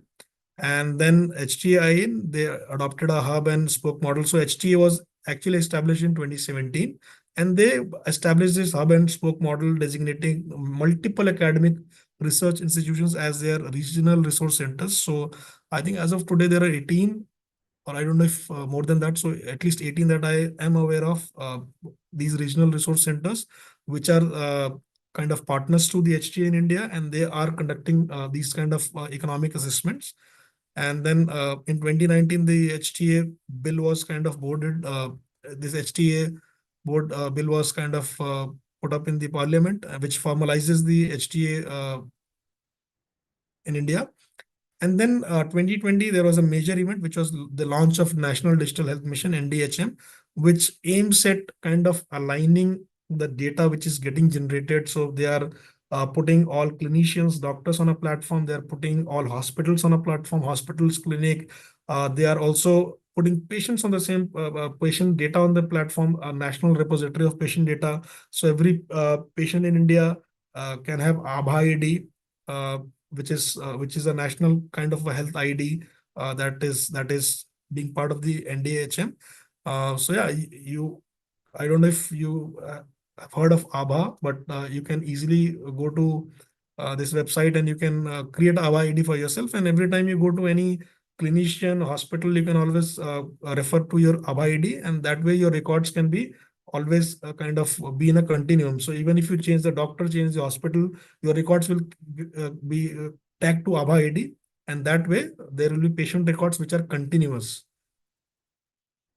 So the HTA in India was kind of set up, and there was an alliance with UK's NICE, which is one of the topmost and oldest HTA bodies in the world. And they partnered with HITAB, which is the Thailand HTA body, for training of the staff. So that is how initially this was kind of done. And also there were resource person. It was done in collaboration with GSD, PJ, some of the PGI institutes, and HITAB and Mahidol University. And yeah, so there have been certain workshops that HTA and MTAB they have been doing. So that's basically the evolution of the HTA body in India. This is the structure of HTA India. So they have a medical technology assessment board. They have a TSC, which is technical appraisal committee. They have technical partners and resource centers, which are these different nodal centers across the country. And then they have a secretariat. So there are 4 major stakeholders supporting the HTA India. And that is the process that you see. So the topics are selected by the state or the central government. The prioritization of topics happens, and then they identify a technical partner. Appraisal is done by the technical appraisal committee. There are stakeholder consultations that happen, and then recommendation comes from the TSC. It is approved by the board, and then policy briefs and STW guidelines are then kind of formulated basis this. So if you go to HTA India website, you'll find a lot of HTA evaluations that are being done. What are the outcomes from these HTA evaluations? So yeah, that is the process which is currently being followed. And then lastly, on the future prospects of the HTA and reimbursement process in India. So HTA is looking at enhancing the stakeholder participation in priority setting. And now it was more of a academic exercise. Now they're also involving the pharmaceutical companies in terms of setting the priorities. What are the disease areas to prioritize? Then institutionalizing the HTA process and quality standards. So they are also ensuring adherence to quality standards, fostering a skilled workforce. And that is where these regional resource centers, they are coming up, and they are training people on how to do HTAs, and lot of manpower, or that skill is kind of being developed. Key success factor from the global HTA practices. So again, looking at some of the standard practices being followed by the established HTA systems. So they are looking at that, addressing any challenges in the political economy. So also looking at the political perception. So with different governments, there is a different spending on the healthcare, and there are priorities. And I mean, the current government, they are kind of putting a lot of effort in improving the healthcare scenario in India, and that's where there is a lot of push on rationalizing the use of products, looking at the cost effectiveness products, and that's where there's a lot of importance that HT India is gaining, assessing the cost effectiveness of operational technologies. So not just the new technologies, but anything which is already existing and probably at a higher price. So trying to see what should be the right price point for such. Stents in India is one example for that, where the price for stents was capped after conducting an HT on that. Then incorporating the cost effectiveness into standard treatment guidelines. So obviously, HT India is working on integration of the cost effectiveness evidence into treatment guidelines as well. So not just talk from a effectiveness perspective, but also look at the principle of cost effectiveness. And then partnership with the state level drug procurement. So again, HT India is kind of collaborating with the regional resource hubs, the HT India Secretariat, and also the state drug procurement, and trying to bring that concept of looking for value for money and affordability, and then expanding the value-based pricing and pharmacoeconomics. So again, involving the pricing and pharmacoeconomics in medical devices, public health, and also the care platform evaluations. So how this is going to change the dynamics? So basically, what was happening earlier was that products which were innovative, products which were required for curing any ailment, had very late access in Indian markets. Late access means they were launched very late. So if the product was launched in US, say in year 2000, till 2005, they will not launch that product in India. So that was the scenario. Why? Because in India, they don't get that kind of pricing. So that product is probably $100 a month in US, and then they have to launch it in India for $5 a month. So they don't want to go for that 20 times decrease in the pricing. So that's where HTA is a promise for pharma companies as well, and for people or the patient at large, because they get access to the drugs that they require. That unmet need is met. Early access is something that we gain out of this entire HTA process. And pharma companies who are investing into research and development, they get that premium or the reward for developing such products, and trying to kind of save patient at large. So it's a win-win situation, and that is where HTAs, they help both sides, the pharma companies who are investing money in developing these drugs, and the patient who gets early access and at an affordable price. So I think with that, I'll conclude my talk, and I'll hand it over to Richa to talk about AI, options and AI in HEOR.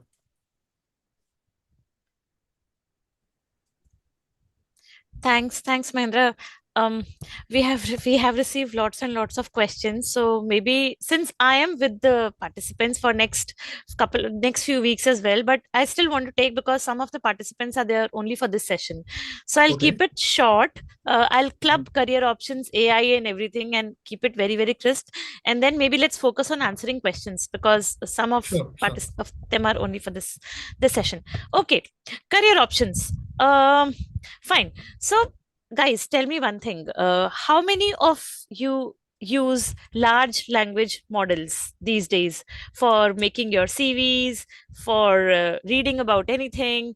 I mean, are you into AI? Do you use large language models? I don't know if a show of hand is there, but if someone can type yes, no in the chat, it will give me a fair idea. Do you use large language models? Okay, okay, all of you use. I wish I had them when we were searching for jobs or when we were studying. Why? I'll tell you. Because this has made the search process and everything that we are looking for pretty easy. Pretty easy. I'll tell you how. First of all, let's look at some of the career options that you can go into if you opt for HEOR, I would say. You can go for KPOs. That's knowledge process outsourcing. You can go into consulting field. For 18 years I've always been in consulting. I've worked with companies like IQVIA, Parexel, TCS before starting my own venture. You can go into competitive intelligence field. Health economics and outcomes research is another one.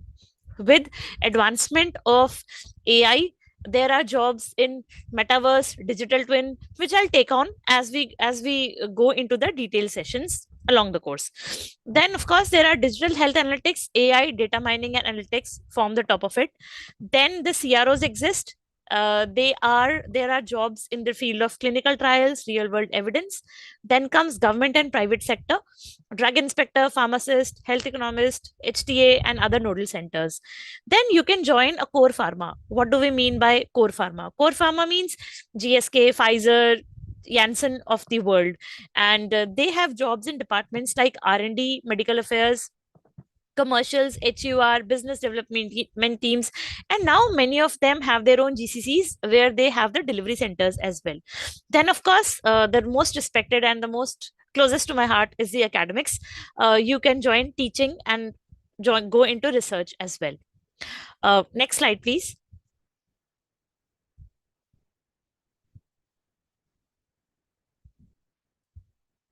And the next slide, yeah. Thank you. How to apply? Okay, so build your brand. Start using LinkedIn.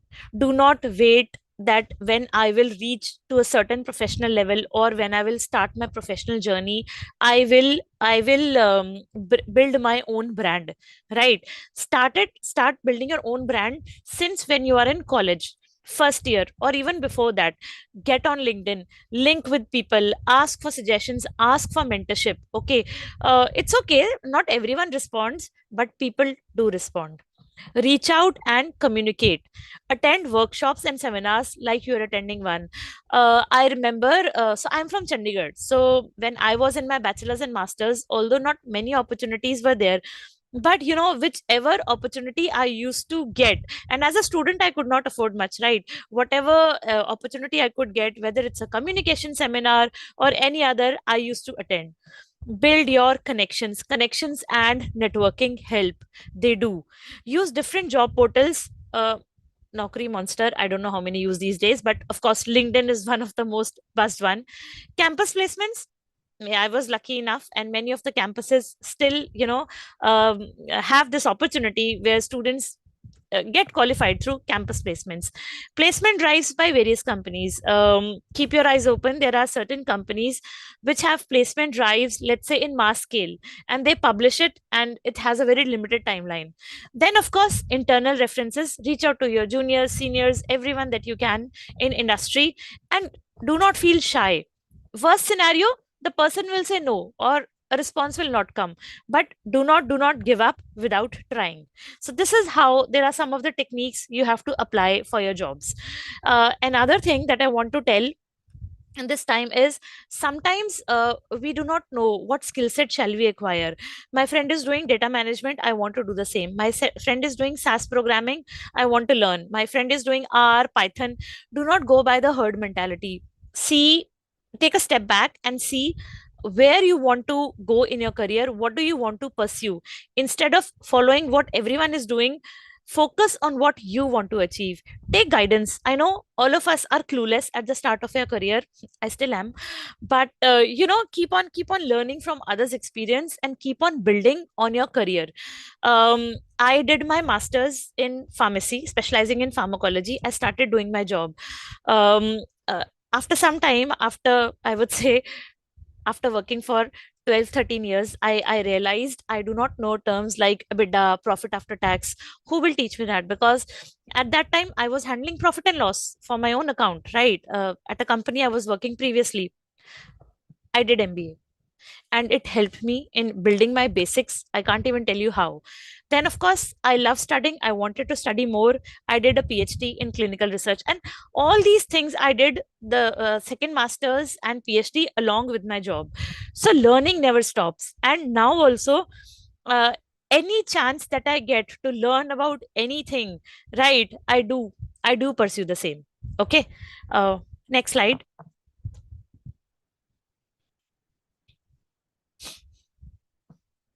Some of the interview skills are, guys, please be prepared before you go for an interview. Preparation helps. And as Dr. Pramil Tiwari sir said, I am also a big fan of hard work. Nothing replaces it. Okay, do your background search, read about the company. Let's say you are going for an interview with a pharma company. Read about its blockbuster molecules, read about what is in the pipeline for that company. If you're going for any consulting company, read about what they do. Be polite with everyone. Your body language should be positive. Be your own self. Be original, just as you are. Please review your own resume. I have come when so I have been an interviewer since very long, and one of the CVs that I said, I was interviewing the person. The person said masters in pharmacy, in pharmacology. I'm like, oh, I'm also masters in pharmacology. Then suddenly the person says it's pharmacognosy. I copy pasted the CV from my friend. Now what do I do? Right. Prepare standard questions. You all use large language models. You all are intelligent people. Prepare your wardrobe. Don't buy branded clothes, huh? They're very costly. But be neat, crisp. Okay. Do a salary search. Very intelligent thing. Okay, there are many portals which give what salary is at what position by which company. Do the search before you go. Do not criticize your former employer. So let's say if you are going for interview again and the reason for leaving, just be cordial, be mutual. Do not criticize your former employer. Do not forget thank you card. Be polite, say thank you. Do not discuss any confidential information. Let's say you might have worked on a very very confidential project, right? Maybe on a drug which is still launched, not launched in the market. Do not give its detail because you might have signed some confidentiality agreement. Okay, and do not break the trust of your former employees.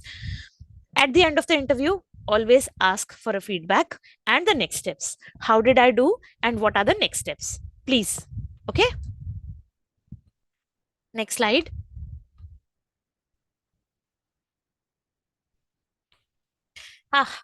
AI. So, homework for all of us. Please read who this great personality was. He discovered, see his lifespan 1912 to 1954. He discovered AI before, much before AI came into picture. Okay, and his simple words: can a computer communicating over a teleprinter fool a person into believing it is a human? Can this? Nowadays, yes. Okay, he is a person who broke the German Enigma code. He is considered as the father of artificial intelligence. Go and read about him. His numerous contributions towards the field of AI. Next slide, please. Okay, so guys, when we have an elaborate session, I will teach you what is a large language model, what is generative AI, what is agentic AI. Everything will be taught. But many times I am asked this question, Richa, can you tell us which tool is best in performing SLR? Every tool is good. No tool is good or bad. What matters more is, right, you understand the science behind these tools, the technology that works. What are large language models? What is RAG? How are these helping us in improving efficiency?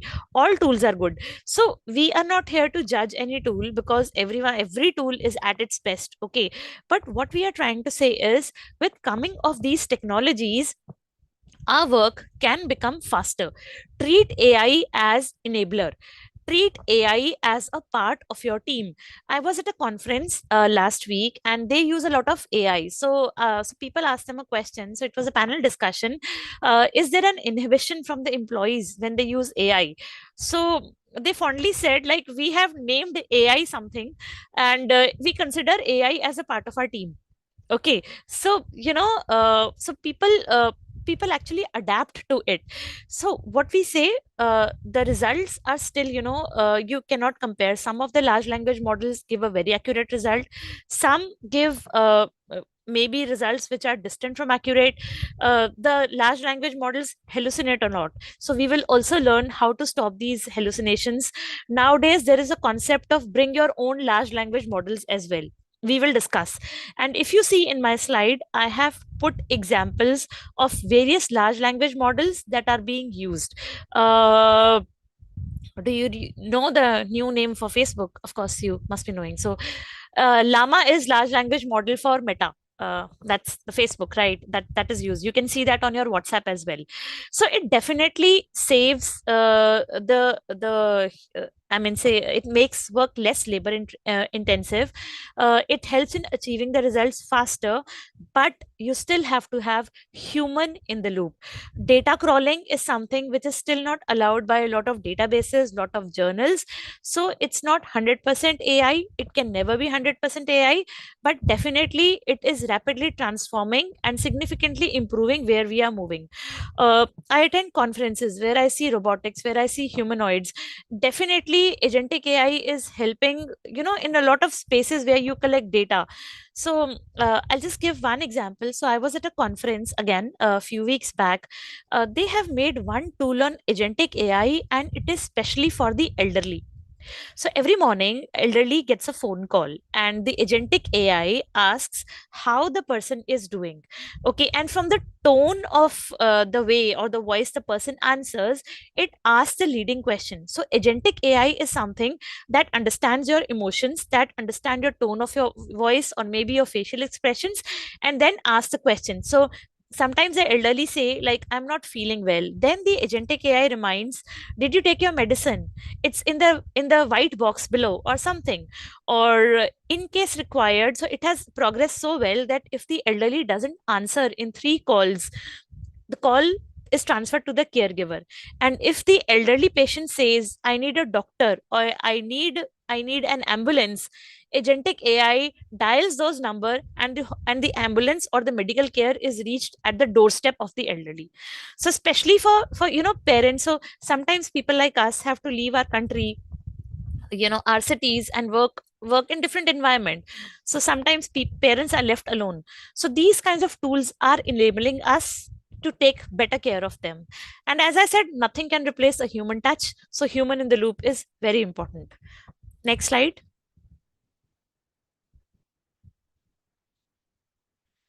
Future of AI, agentic AI, yes, we'll study. I think we are on time. What can I say? So, agentic AI, future of AI. So, it's multi-agent ecosystem on where it lies. It mirrors what the healthcare system says. Will generative AI overtake agentic AI? Answer is no. They are both evolving. If you have Alexa at home, so Alexa version 2.0 that is launched is based on agentic AI. So Alexa, if you say you just used to give a command, Alexa play Bollywood songs, or Alexa do this, but Alexa too, it takes care of your mood, it changes the playlist, it takes the cues, and it has the power of taking its own decisions. There are various examples that I have, and I can share. The list doesn't end. Do you know uh, Netflix also has AI at the back end? They have RAGs, they have large language models. That's why when you search, it doesn't hallucinate much. It gives you the list of the movies or the series that you want to watch. Why? Because it has certain RAGs, retrieval augmented generation technologies in place, which help them in doing so. Another example that I can quickly quote is, through AI, you can monitor neonatal jaundice at home. You just take a scan through your phone's camera for the forehead or the abdomen of the baby, and you can send it across, and you will know the bilirubin levels. So AI has advanced this much. Do not consider it as your enemy. Okay, and just work along with AI hand in hand. We'll discuss on this more. And I can keep on talking about it. We can discuss more when we have more sessions. Mahendra, let's take questions in the interest of time.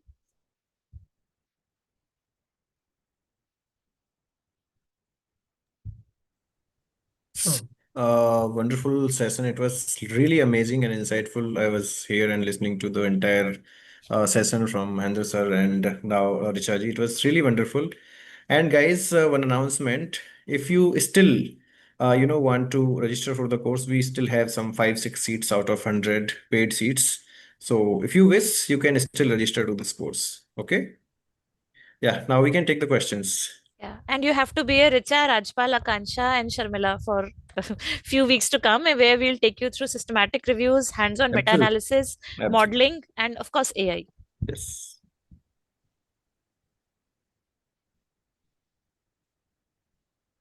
Yeah, can we take the questions from starting? There are a lot. I see 94 questions. Yes, sir. Yes, there are. I mean, So many are yes also, Mendra. I asked now how many use Oh, large okay. language models. So there are those as well. So yeah. So one question, Dr. Ajit, people are asking, sessions are every Wednesday and Thursday, Thursday and Friday. Wednesday and Thursday, right? Yes, that is correct. Wednesday and Thursday. Yes. Guys, we have shared the schedule also in the participants group, right? So the sessions are every Wednesday and Thursday from 7 to 9 p.m. IST. IST. It's very important to quote IST. Yes, yes. I'm just looking at where the first question is. So I think 8:30. I have one question. Actually, many people have asked this, sir or ma'am, that many people, are from the different domains like medical writing, pharmacovigilance, or, medical coding or some other branches or some other domains. Yeah. If they want to shift, what's the scope and what will be the skill sets they need? I mean, skill sets we already talked about, but is it possible? And how much it will help them to have their old experiences? So see, I mean, for doing HUR kind of work, what you need is some level of analytical capabilities. And I'll put some examples from people who are sitting here. So Rajpal, I hired him at TCS when he had, Rajpal, what was your experience at that time? How many years of experience you had spent in the industry? Yeah, 3 years. Huh? 3 years. 3 years, and that too was in a different domain. Yes, market And research. yeah, and then I had him at TCS without any background in HUR, and today he's one of the best HUR persons in the country. So he evolved basically. And then currently in my team, I have two directors who report into me, Jatin and Manpreet. When I hired them, Rajpal, you would know, I mean, they had very limited experience when it comes to HUR. And Yes. they had different experience, which was more on the analysis side. So they were part of IQVIA and then WNS, those companies they have worked on. So basically, if you have that analytical mindset, then you can work on data, you can do, as Pramil sir said, simple mathematics if you can do. I think that is what is required. And basically understanding of data, you can interpret the data in a right way, and that learning agility, learn new things. So there is no age or experience which kind of stops you from moving from any domain to HUR. So I mean that's the simple answer to that. Yes, thank you. So we can take up the questions now. Fatima can help taking the questions from Sure, starting. sir, sure. I think one of the most common questions people ask is how can a PharmD student after graduating get into HEOR? Like what experiences do they need? What is the scope in India? Many people have asked that. Yeah, so I mean, same response I will give. And look at this profile on LinkedIn. His name is Neil Patel. He was a PharmD, and he was part of my team. He was with me for I think 3 years now. He's gone to Ireland for higher studies. Yes. So Neil Patel, I think you also know him, Dr. Ajit. Yes. Yeah. So he was part of my team at Eversana for 3 years, and then he moved to Ireland. He's doing his management MS. MBA. So he is one example, and then I have another person called Shreyansh in my team currently. He's again a PharmD, a fresh PharmD that we hired. So we find that skill actually good because they come with a very good mix of the pharma knowledge plus the clinical knowledge, because Clinical knowledge, yes, they absolutely. go to hospitals, they are on the rounds with the clinicians, so they have a very good understanding of pharma. So what a B Farm would know, they would also have that kind of understanding, plus the clinical setup, that Clinical understanding of setup, that. So yes, I think they have good knowledge and understanding. It's just that they have to practically kind of implement it, read more about whatever I briefly kind of touch based upon. But then I think in the next few sessions, those of you who are attending would get yes. to know much more details of everything that was covered in a nutshell. It was very fast because a lot of things were crammed in one session, but then other sessions will have details of everything. and you'll learn more. But I think beyond that also, you can always go and find some of these things that you learned today and read about them in detail, understand that, uh, try to get internships with companies which are into HEOR. So I think that would be the first step. Do some internship, 2-3 months, work on some projects with them, and that will kind of help you a lot in understanding things, and that will also give you an idea of whether this is something you're interested in doing.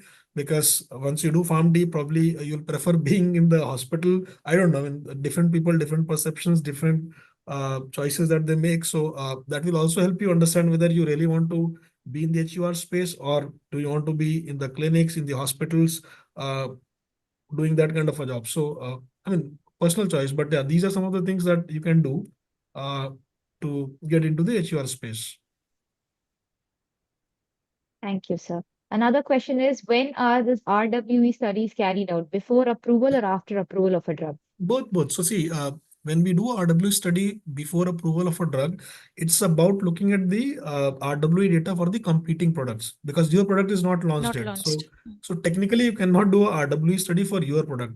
It is still under clinical investigation. So you look at the real world data of other products that are available, try to see what kind of patient population these drugs are catering to, what kind of outcomes are coming, and then you then understand that with your product, what are the outcomes coming in the clinical trials. So that helps you to map everything and even build your next phases of the trial. So if it is a phase 2, you know what kind of population is required in phase 3, what kind of outcomes you should assess in phase 3, what should be the right sample size in phase 3. So for all that, you need to look at RWE data for the competing products to understand that, to make that kind of a clinical trial design also.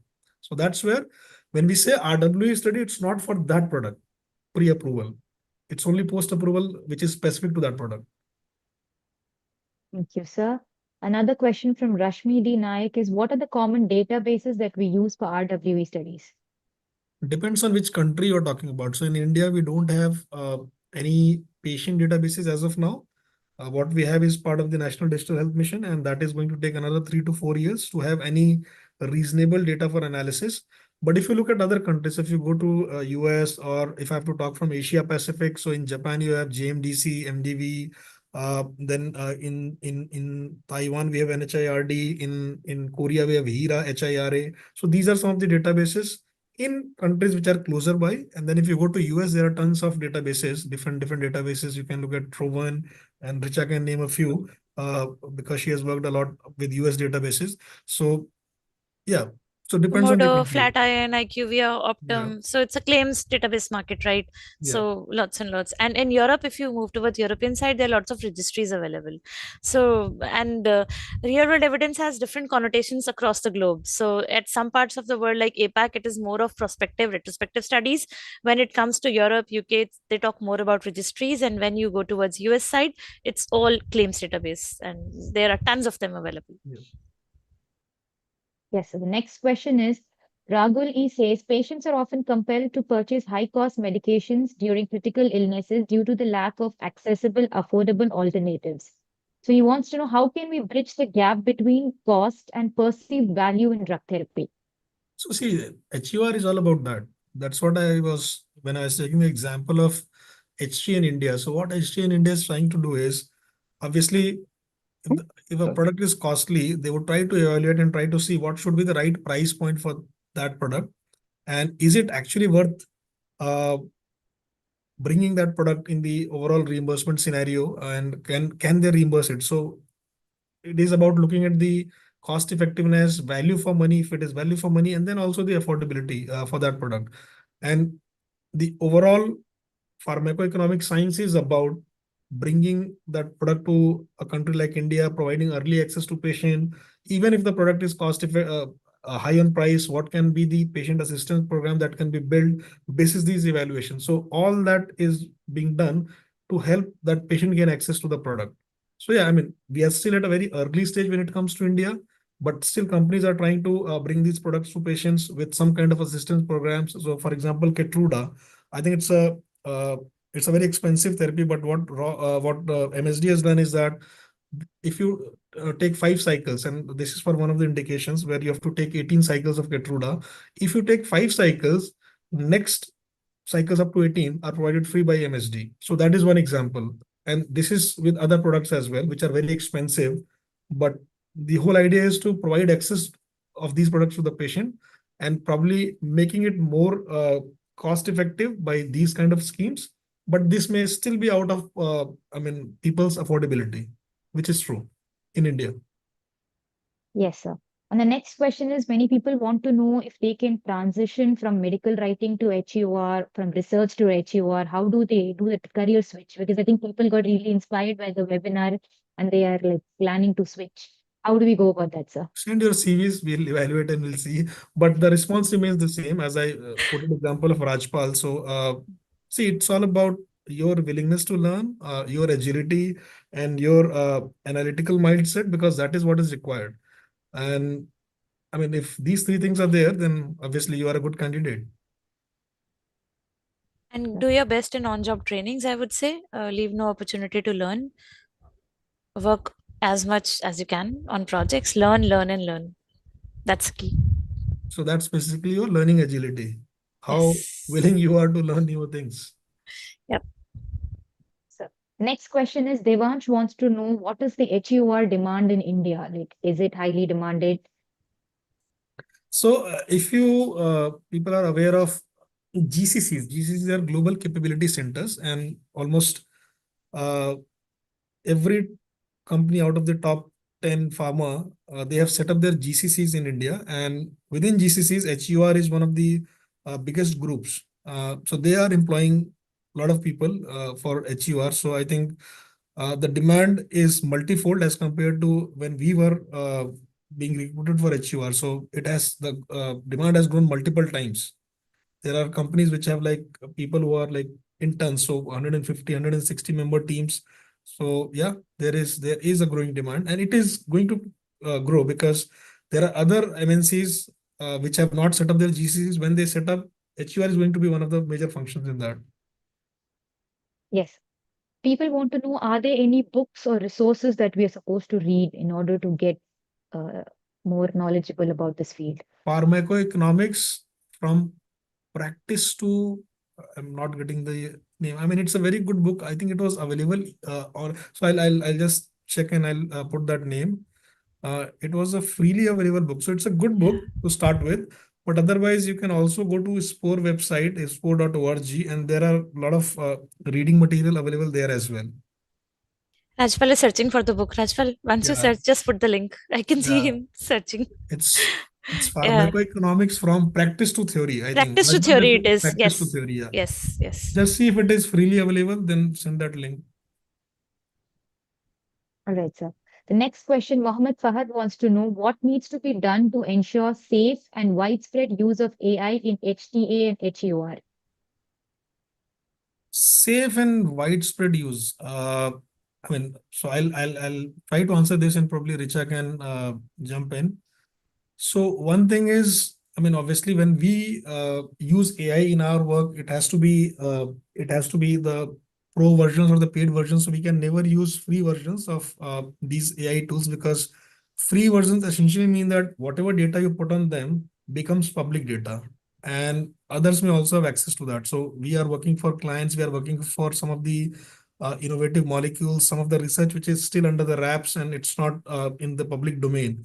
So obviously, as a HUR researcher, don't use these kind of free versions. So GPT has a free version, and other AI tools have free versions, and people have a intention to just go and check and put things on GPT and see what is the outcome and if it is correct and what I'm interpreting is correct. So you cannot do that when you are working on anything which is confidential, more in the corporate setup. If you're doing your own research, probably you can do, but then you don't want to expose your results to everyone. So that is one thing. And then also, I mean, there are several tools which are being developed. So for example, Richa quoted about some of the tools which are being used for SLR.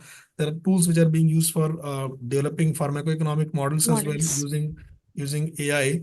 So these are some of the standard and validated tools. So I think those are okay to use, because these are all paid versions, and they kind of ensure that there is no data leakage.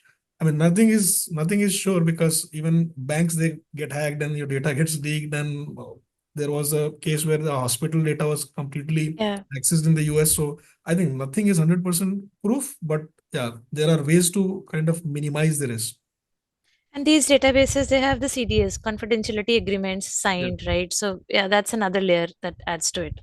So yeah, and when we use GPT free versions, sometimes, when we are working on the molecule which is still not launched, please do not put that information on the free version at least, because for any large language model, for that said, only use the paid ones. And as Mahendra said, nothing is foolproof, but try to be as cautious as you can. Yes. The Next next question, question from Fatima. Umesh Mite is, what are the emerging trends in HEOR that we should watch out for in the next 5 years?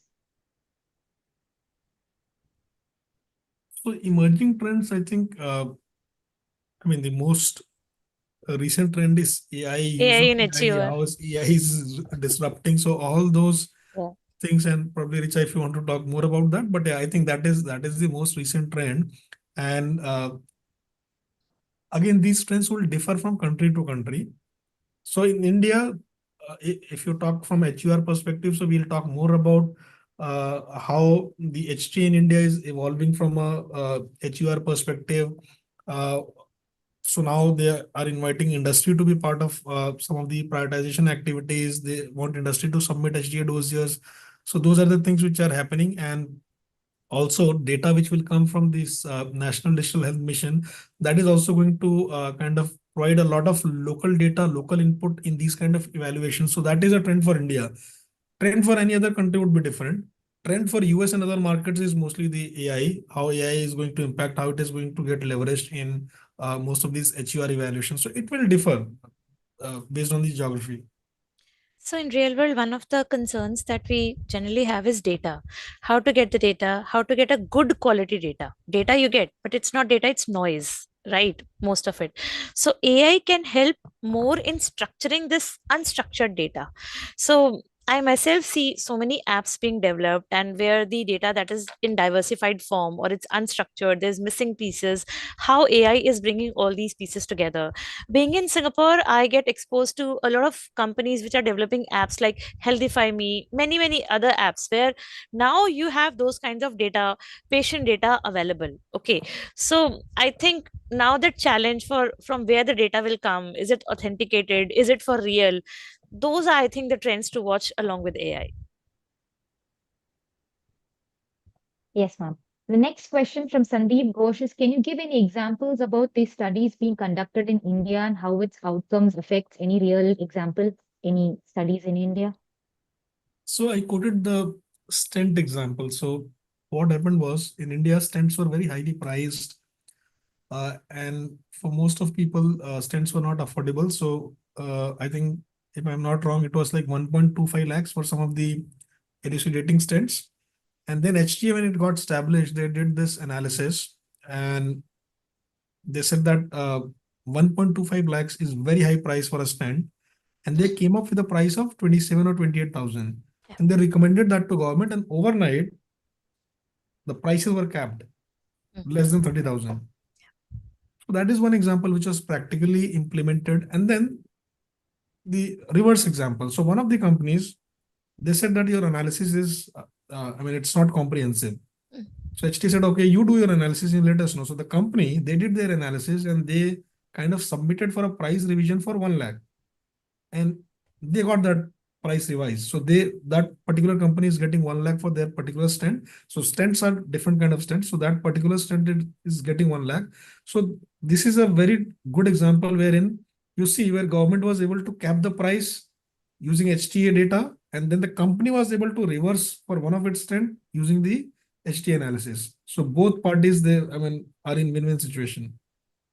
Even Ayushman Bharat asks for a lot of HEOR studies, cost effectiveness analysis, budget impact analysis to be done. Right. And in some of our organizations, we have been part of such studies as well. So, I mean, can you do a cost effectiveness analysis? Sometimes, there are certain drugs or vaccines that are launched globally, but they need to be launched in India.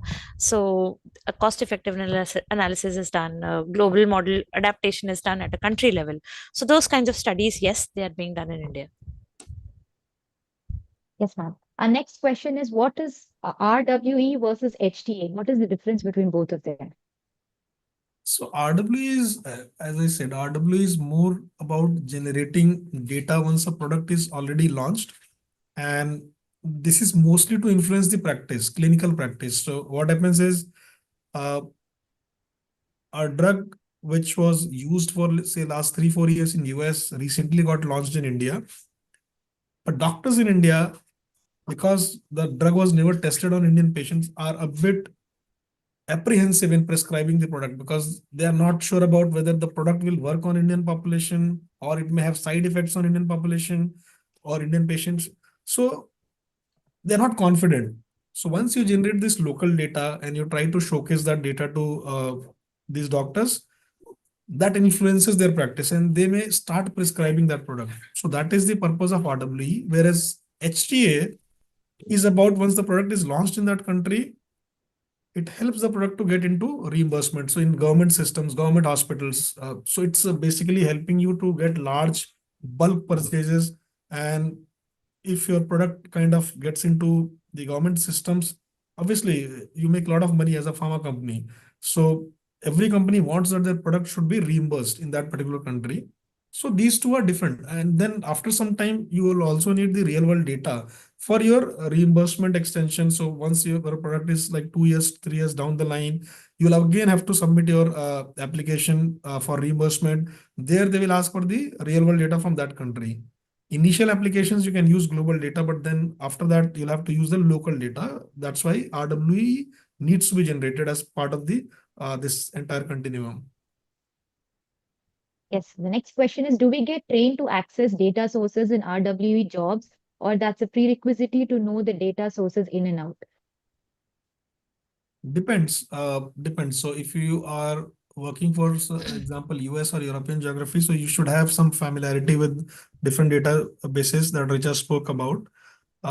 If you're primarily working for Asia Pacific or even India market, you have limited databases. So it's mostly the hospital-based data collection that happens. And some of the examples that I showcase, so it will be EMR, EHR-based data collection, or even chart records that you kind of collect. But yeah, if you're working for a company which is based in US, you are sitting in India, doing analysis. So for that, you'll need a little bit of information around which are the different databases, what are the sources. You need an understanding of ICD codes and all those things Yes. for that part. ICD codes is a must, I would say. Rest, because these databases have very confidential data with limited access. So if you're preparing, or as a general person, if I say I will not have access to this data, you will only get access when you are on the job and if you're required to work on a certain project. Right. But what, as an interview, I might ask you is, what is claims databases? What are open claims? What are closed claims? Can you name certain databases? Or maybe I can ask certain questions like, how is one database different for the other? Or what is an oncology specific database? What is an immunology specific database? That basic knowledge you should have, because you cannot view that data until unless you have the access to it, right? Yes, ma'am. The next question is, what are the current hot topics or gaps in HEOR research where students can contribute? Interesting question. Everywhere. So see, Yeah. I don't know how many of you are part of any kind of students sport chapters, because some of these colleges, they do have sport chapters and they do a lot of activities. They do their own systematic reviews or even economic analysis. They publish in the sport conferences. They speak about their work. They get scholarship to travel uh, to kind of do this. So topic again can be basis the recent trends. What is the hot topic from a research perspective? So for example, obesity these days, if you look at Eli Lilly and Novo Nordisk. So now what they have said is that, and today I was traveling from Bangalore to Mumbai, and at Bangalore airport I saw a big poster which says obesity is a disease. Obesity was never a disease, but now because they have kind of already launched Mounjaro in India, and Novo has launched their product semaglutide injections in India. So both Yes. are in a war to prove Yes. that obesity is a disease. So work on obesity. It's a hot topic and it's going to be a almost $200 billion market, obesity. Obesity, yes, that's true. And next That's 2 years is all about obesity. Every Indian company is going to come up with a generic of semaglutide because the patent is going off next year. Yes. So companies like DRL, Sun Pharma, Intas, Torrent, everybody is thinking about obesity. So obesity is going to be the next hot topic. I mean, cancer is always a hot topic, but then obesity is going to be big money churner because it's a lifestyle disease. I mean, it's not even a disease. It's not It's even a, disease. it's a Yeah. lifestyle thing. Obviously, it leads to a lot of risk factors and things like that. But yeah. So Read reports what Lilly is doing, what Novo Nordisk is doing. It's pretty interesting. Every day they come up with something, and yeah. I found two questions. Okay, to ask. Where are these questions? I lost thing, I think. Someone was asking a very interesting question about the use of HTA in generic drug making companies. So what are your takes on that? So HTA essentially will not have any use case with generic companies. I mean, as HTA, as a health economist, when I was leading the IQVIA India team, we could not get a single request from any of these generic makers. Generic And then see, the entire concept is pharmacoeconomics. Of pharmacoeconomics is about a innovative molecule which wants to gain a premium pricing in the market. So generics will not even qualify in that definition. So if I am a drug maker and I have invested a lot of money in developing a new molecule, I want to say that whatever investments I've done and whatever product I've made commands a premium pricing. It cannot be sold Right. at the same pricing which the other product is, because I bring a lot of clinical benefits to the patient and I need to be paid for the that premium for the benefits that my product brings in. So the entire concept of pharmacoeconomics is justify that premium pricing. So then generics, I think they probably that is not the use case for pharmacoeconomics at all. Exactly. Okay. Yeah, because someone has asked this question, I found it very interesting. And one question is here, I think it is for Dr. Richa. Someone was asking about like what are the strong features the students should have to go to HEOR? You know. See, if you start your career, or let's say I come for a campus interview, right? So basic I ask is just basic questions about HUR, because I don't expect at this level person to should tell me like and do all the network meta-analysis for me. But at least the basic understanding that the person should have. The next question I ask is what the project the person is doing, what is the interest of the person, and as Mahendra said very well, I look at the softer skills or the competencies as we call it, and the top on the list is the learning agility. If the person is willing to learn, right, and want to grow, then it's all green flags for me. Then the person is a yes. Okay, because we also learned, as I quoted the example, I was asked what is ITT population, and I was like, ye to out of syllabus ho gaya. Nobody Yeah. taught me what is ITT population. My friends, so we had a discussion, me and my friends never told me. So yeah, at initial stage of career, at least the basics. And these days, Dr. Ajit, they have so many resources like YouTube. Absolutely. They have so many things I wish I had when I was at their stage. So go ahead, listen to so many webinars are there available on YouTube which teach you so many things. Spend few days on them, and then you are all there for the interview. So Yes, yeah. absolutely. Yes. Thank you. And Any other see, I mean, questions remaining, Fatima? when we go to these interviews, we go with an open mind. But yeah, if somebody kind of talks about these systematic reviews, meta-analysis, and if they say that yeah, we have a fair understanding of this and we have read, so obviously they will be at an edge compared to somebody who is completely blank about this. And trust me, I mean, and all thanks to Dr. Pramil, because he has been advocating understanding of evidence-based medicine, doing SLRs, and all his students, they do that. And for us, I mean, I was in a crisis situation this month, and we got a lot of projects, and we just wanted some support. So I called Pramil sir and I said, sir, I need 2-3 CVs, and just send me a couple of your students, and we will engage them for 2 months, and we'll pay them actually. So that is the confidence that I have, that students from NIPER, because they do a lot of things which is out of their syllabus. They try to learn that, implement that. They have a sports chapter. So I know that if I have to hire somebody and put him directly on a project, it has to be somebody from Pramil sir's team. It's been And very obviously, instrumental.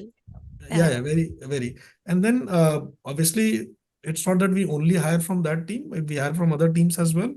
But there we have to train people, and we love training people as well. Yep. So that is not a roadblock. But yeah, when you need people who can start projects from day one, then I think we'll always look for people who have a fair understanding of these things, and they may have done that as part of their academic exercise. They would have done voluntarily with Cochrane or with some other organization, some academic activity. So they understand the process and they can pick up very fast. And one good thing is that the course that you have started, so I think people who come out of this course again, they would have an edge compared to anybody who is not part of this Definitely, course. definitely. course. We are teaching modeling here, Dr. Ajit. We are teaching meta-analysis here, right? Yes. So yeah, it's all hands-on exercises with examples, assignments, everything is covered. We have, I want to add here, we have started CARE program, from this March only. CARE is CliMed research ecosystem program, actually, CliMed Academy research ecosystem. And we have started working on 17, systematic reviews and meta-analysis. Now they are in the, developing phase now. So hopefully by, September or October, we will be submitting to the journals. Right now, our Very people are working, 34 people. So hopefully, yeah, that will come to the shape one day, very soon. It will. Yeah. Yes. sir. So any other questions remaining, Fatima? Yes, sir. There is, I think, one big question actually. Okay, one or Mohammed two questions we Asim. will take, and then I think it's a time for dinner as well Yeah, in India. yes, Yeah, it's yes, 12 o'clock in Singapore, Dr. Ajit. Yeah, I understand because just two people from Singapore just left from the group. They are telling Yeah, like need to go. Yeah. yeah. So yeah.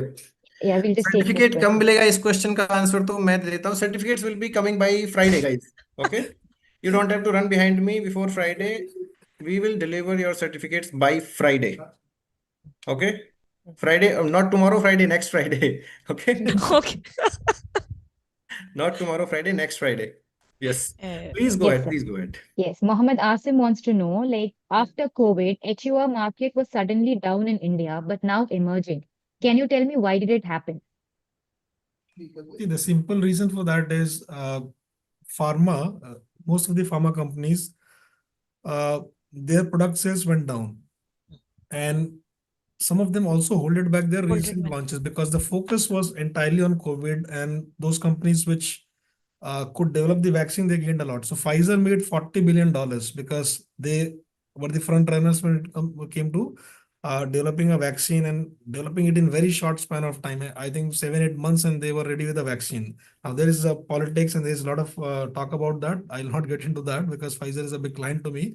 But what happened because of this is that a lot of emergency surgeries were happening. So because of that, the pharma sales kind of dipped, and that happened in the IPM as well. IPM is Indian pharmaceutical market. So IPM also it got down, and that kind of has an impact. And if you are not doing any new launches, you will not need to do HEOR, because HEOR is all about trying to justify value of a newly launched product and try to get it into the reimbursement space.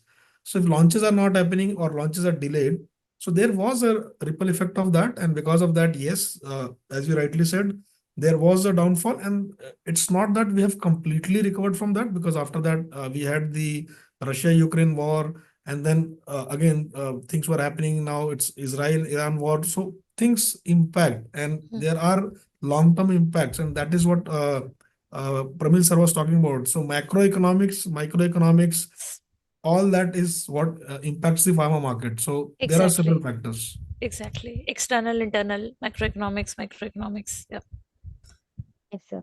And the same person also wants to know what software tools are typically employed in the industry for data analysis in HEOR. It depends what analysis you're looking at. So if Yeah. you're doing SLR, I mean, there are tools like Distiller, and then some of India made tools like Easy SLR. If you are Nested talking, knowledge. nested knowledge is there. If you're talking about meta-analysis, I spoke about some of the tools. CMA is there, and then your R. is there, R is there. So it depends on what you want to do, whether it is a SLR, it is a meta-analysis, or even for if you go for data analytics. So There are R-based packages, Stata-based packages. So different softwares for different needs. And real world databases run on SAS programming. Yeah. So if you're working on that, you need to know SAS. Yeah, those kinds of skills. Yes, and the third part of the same question is what methodologies are commonly followed by the industry for conducting primary and secondary market research in HEOR?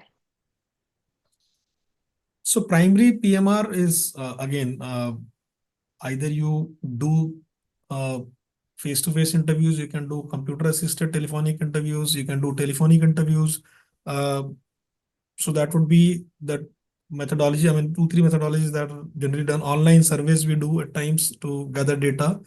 And for the secondary, I mean, secondary is again dependent on what is your data source. Are you looking at publications or you are looking at databases which have patient level data? So again, depending on that, the methodology will differ. So your publications, you can do SLR, TLR to extract data from these publications. If it is a database, patient database, claims database, because these are all part of secondary sources. Even if you're looking at EMR data, that is also part of secondary data source. So depending on what data source you're looking at, your methodology will differ, and you can have the right design or right tool for doing that. You can also always have a Delphi consensus for primary, just to have a consensus if you have too many results coming up. Yes, ma'am. I think we can take one last question. It's about how should HEOR handle value assessments for orphan drugs that are life-saving but not cost-effective? Yeah, so as I said, even for CAR T for that matter, so we recently got one CAR T therapy approved in Singapore, approved in the sense reimbursed in Singapore. Reimbursed. It's Yescarta from Gilead. And again, what happens is you'll have to look at both things. So one is, as I said, what is the unmet need? So you have to create your value story around that. So your value story will be around the cost, around the unmet need, around the overall patient population that it is going to cater to. So for your orphan drugs, I think it will be limited, but still, how many lives saved with that product? And then what can be the negotiation point? So basically, it has to be because pharma has already invested. They have put in their effort and money in kind of developing those products, and until unless they're rewarded, they will not continue to invest into these kind of products. While these products are required, obviously they cater to a set of population, and the whole idea is to provide access of the right medication to people who are in need. So there has to be a price point which has to be mutually agreed, where the pharma is rewarded and the patient gets access. So that's where these two parties, they come together, they discuss. So they will do the cost effectiveness analysis. They'll come with a price point, but the payer will also negotiate, try to put some cap, or it can be what Novartis did for their first CAR T, which is outcome based. I'm not getting the right word. So what they did was that, okay, you take this product, and if the patient is cured or the patient benefits, then only you do the payment. So that is one of the model. So these are the things which are getting negotiated and wherein the pharma is getting reward. So this Novartis example is a classic example wherein they actually agreed that if the patient is benefited after this CAR T therapy, then only government will pay. So that's one way of kind of ensuring that both parties are benefiting from it. Yes, sir. I think we I can think we are like done with the questions. the Kamya, what questions. you are trying to Yes. ask, we have asked multiple times. Please visit the recordings. Kamya, you are pasting Yeah, we've this already question spoken again and about the again. pharmacy career. You are pasting this question again and again, but we have asked this question already. Please Yes, so that was the first question. check later. Okay, check the recordings, and I have posted one link, Dr. Ajit, for everyone. It's a YouTube link, and it's on Agentic AI by Mr. Sundar Pichai. We all know who he is, right? yes. So it's kind of interactive session with how Agentic AI has helped in a good humor.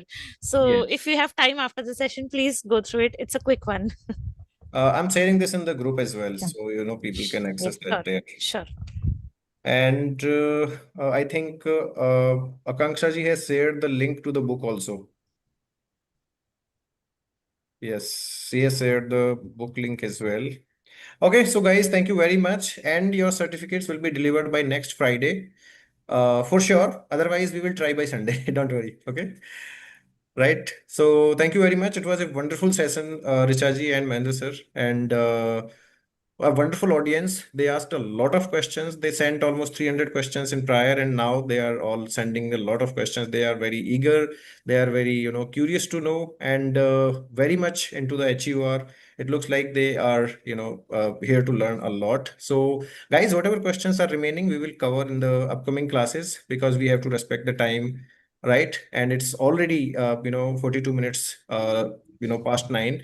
So thank you very much for joining. And if you are interested, please join our course. We can do more wonders in next 12 sessions. Okay, thank you guys. Thank you very much. Thank you, Thank you, Richaji. everyone. Thank Thank you. you all. Bye everyone. bye. Thank Bye you. bye. Bye. Bye Bye. bye. Thank you everyone. Take Bye. care.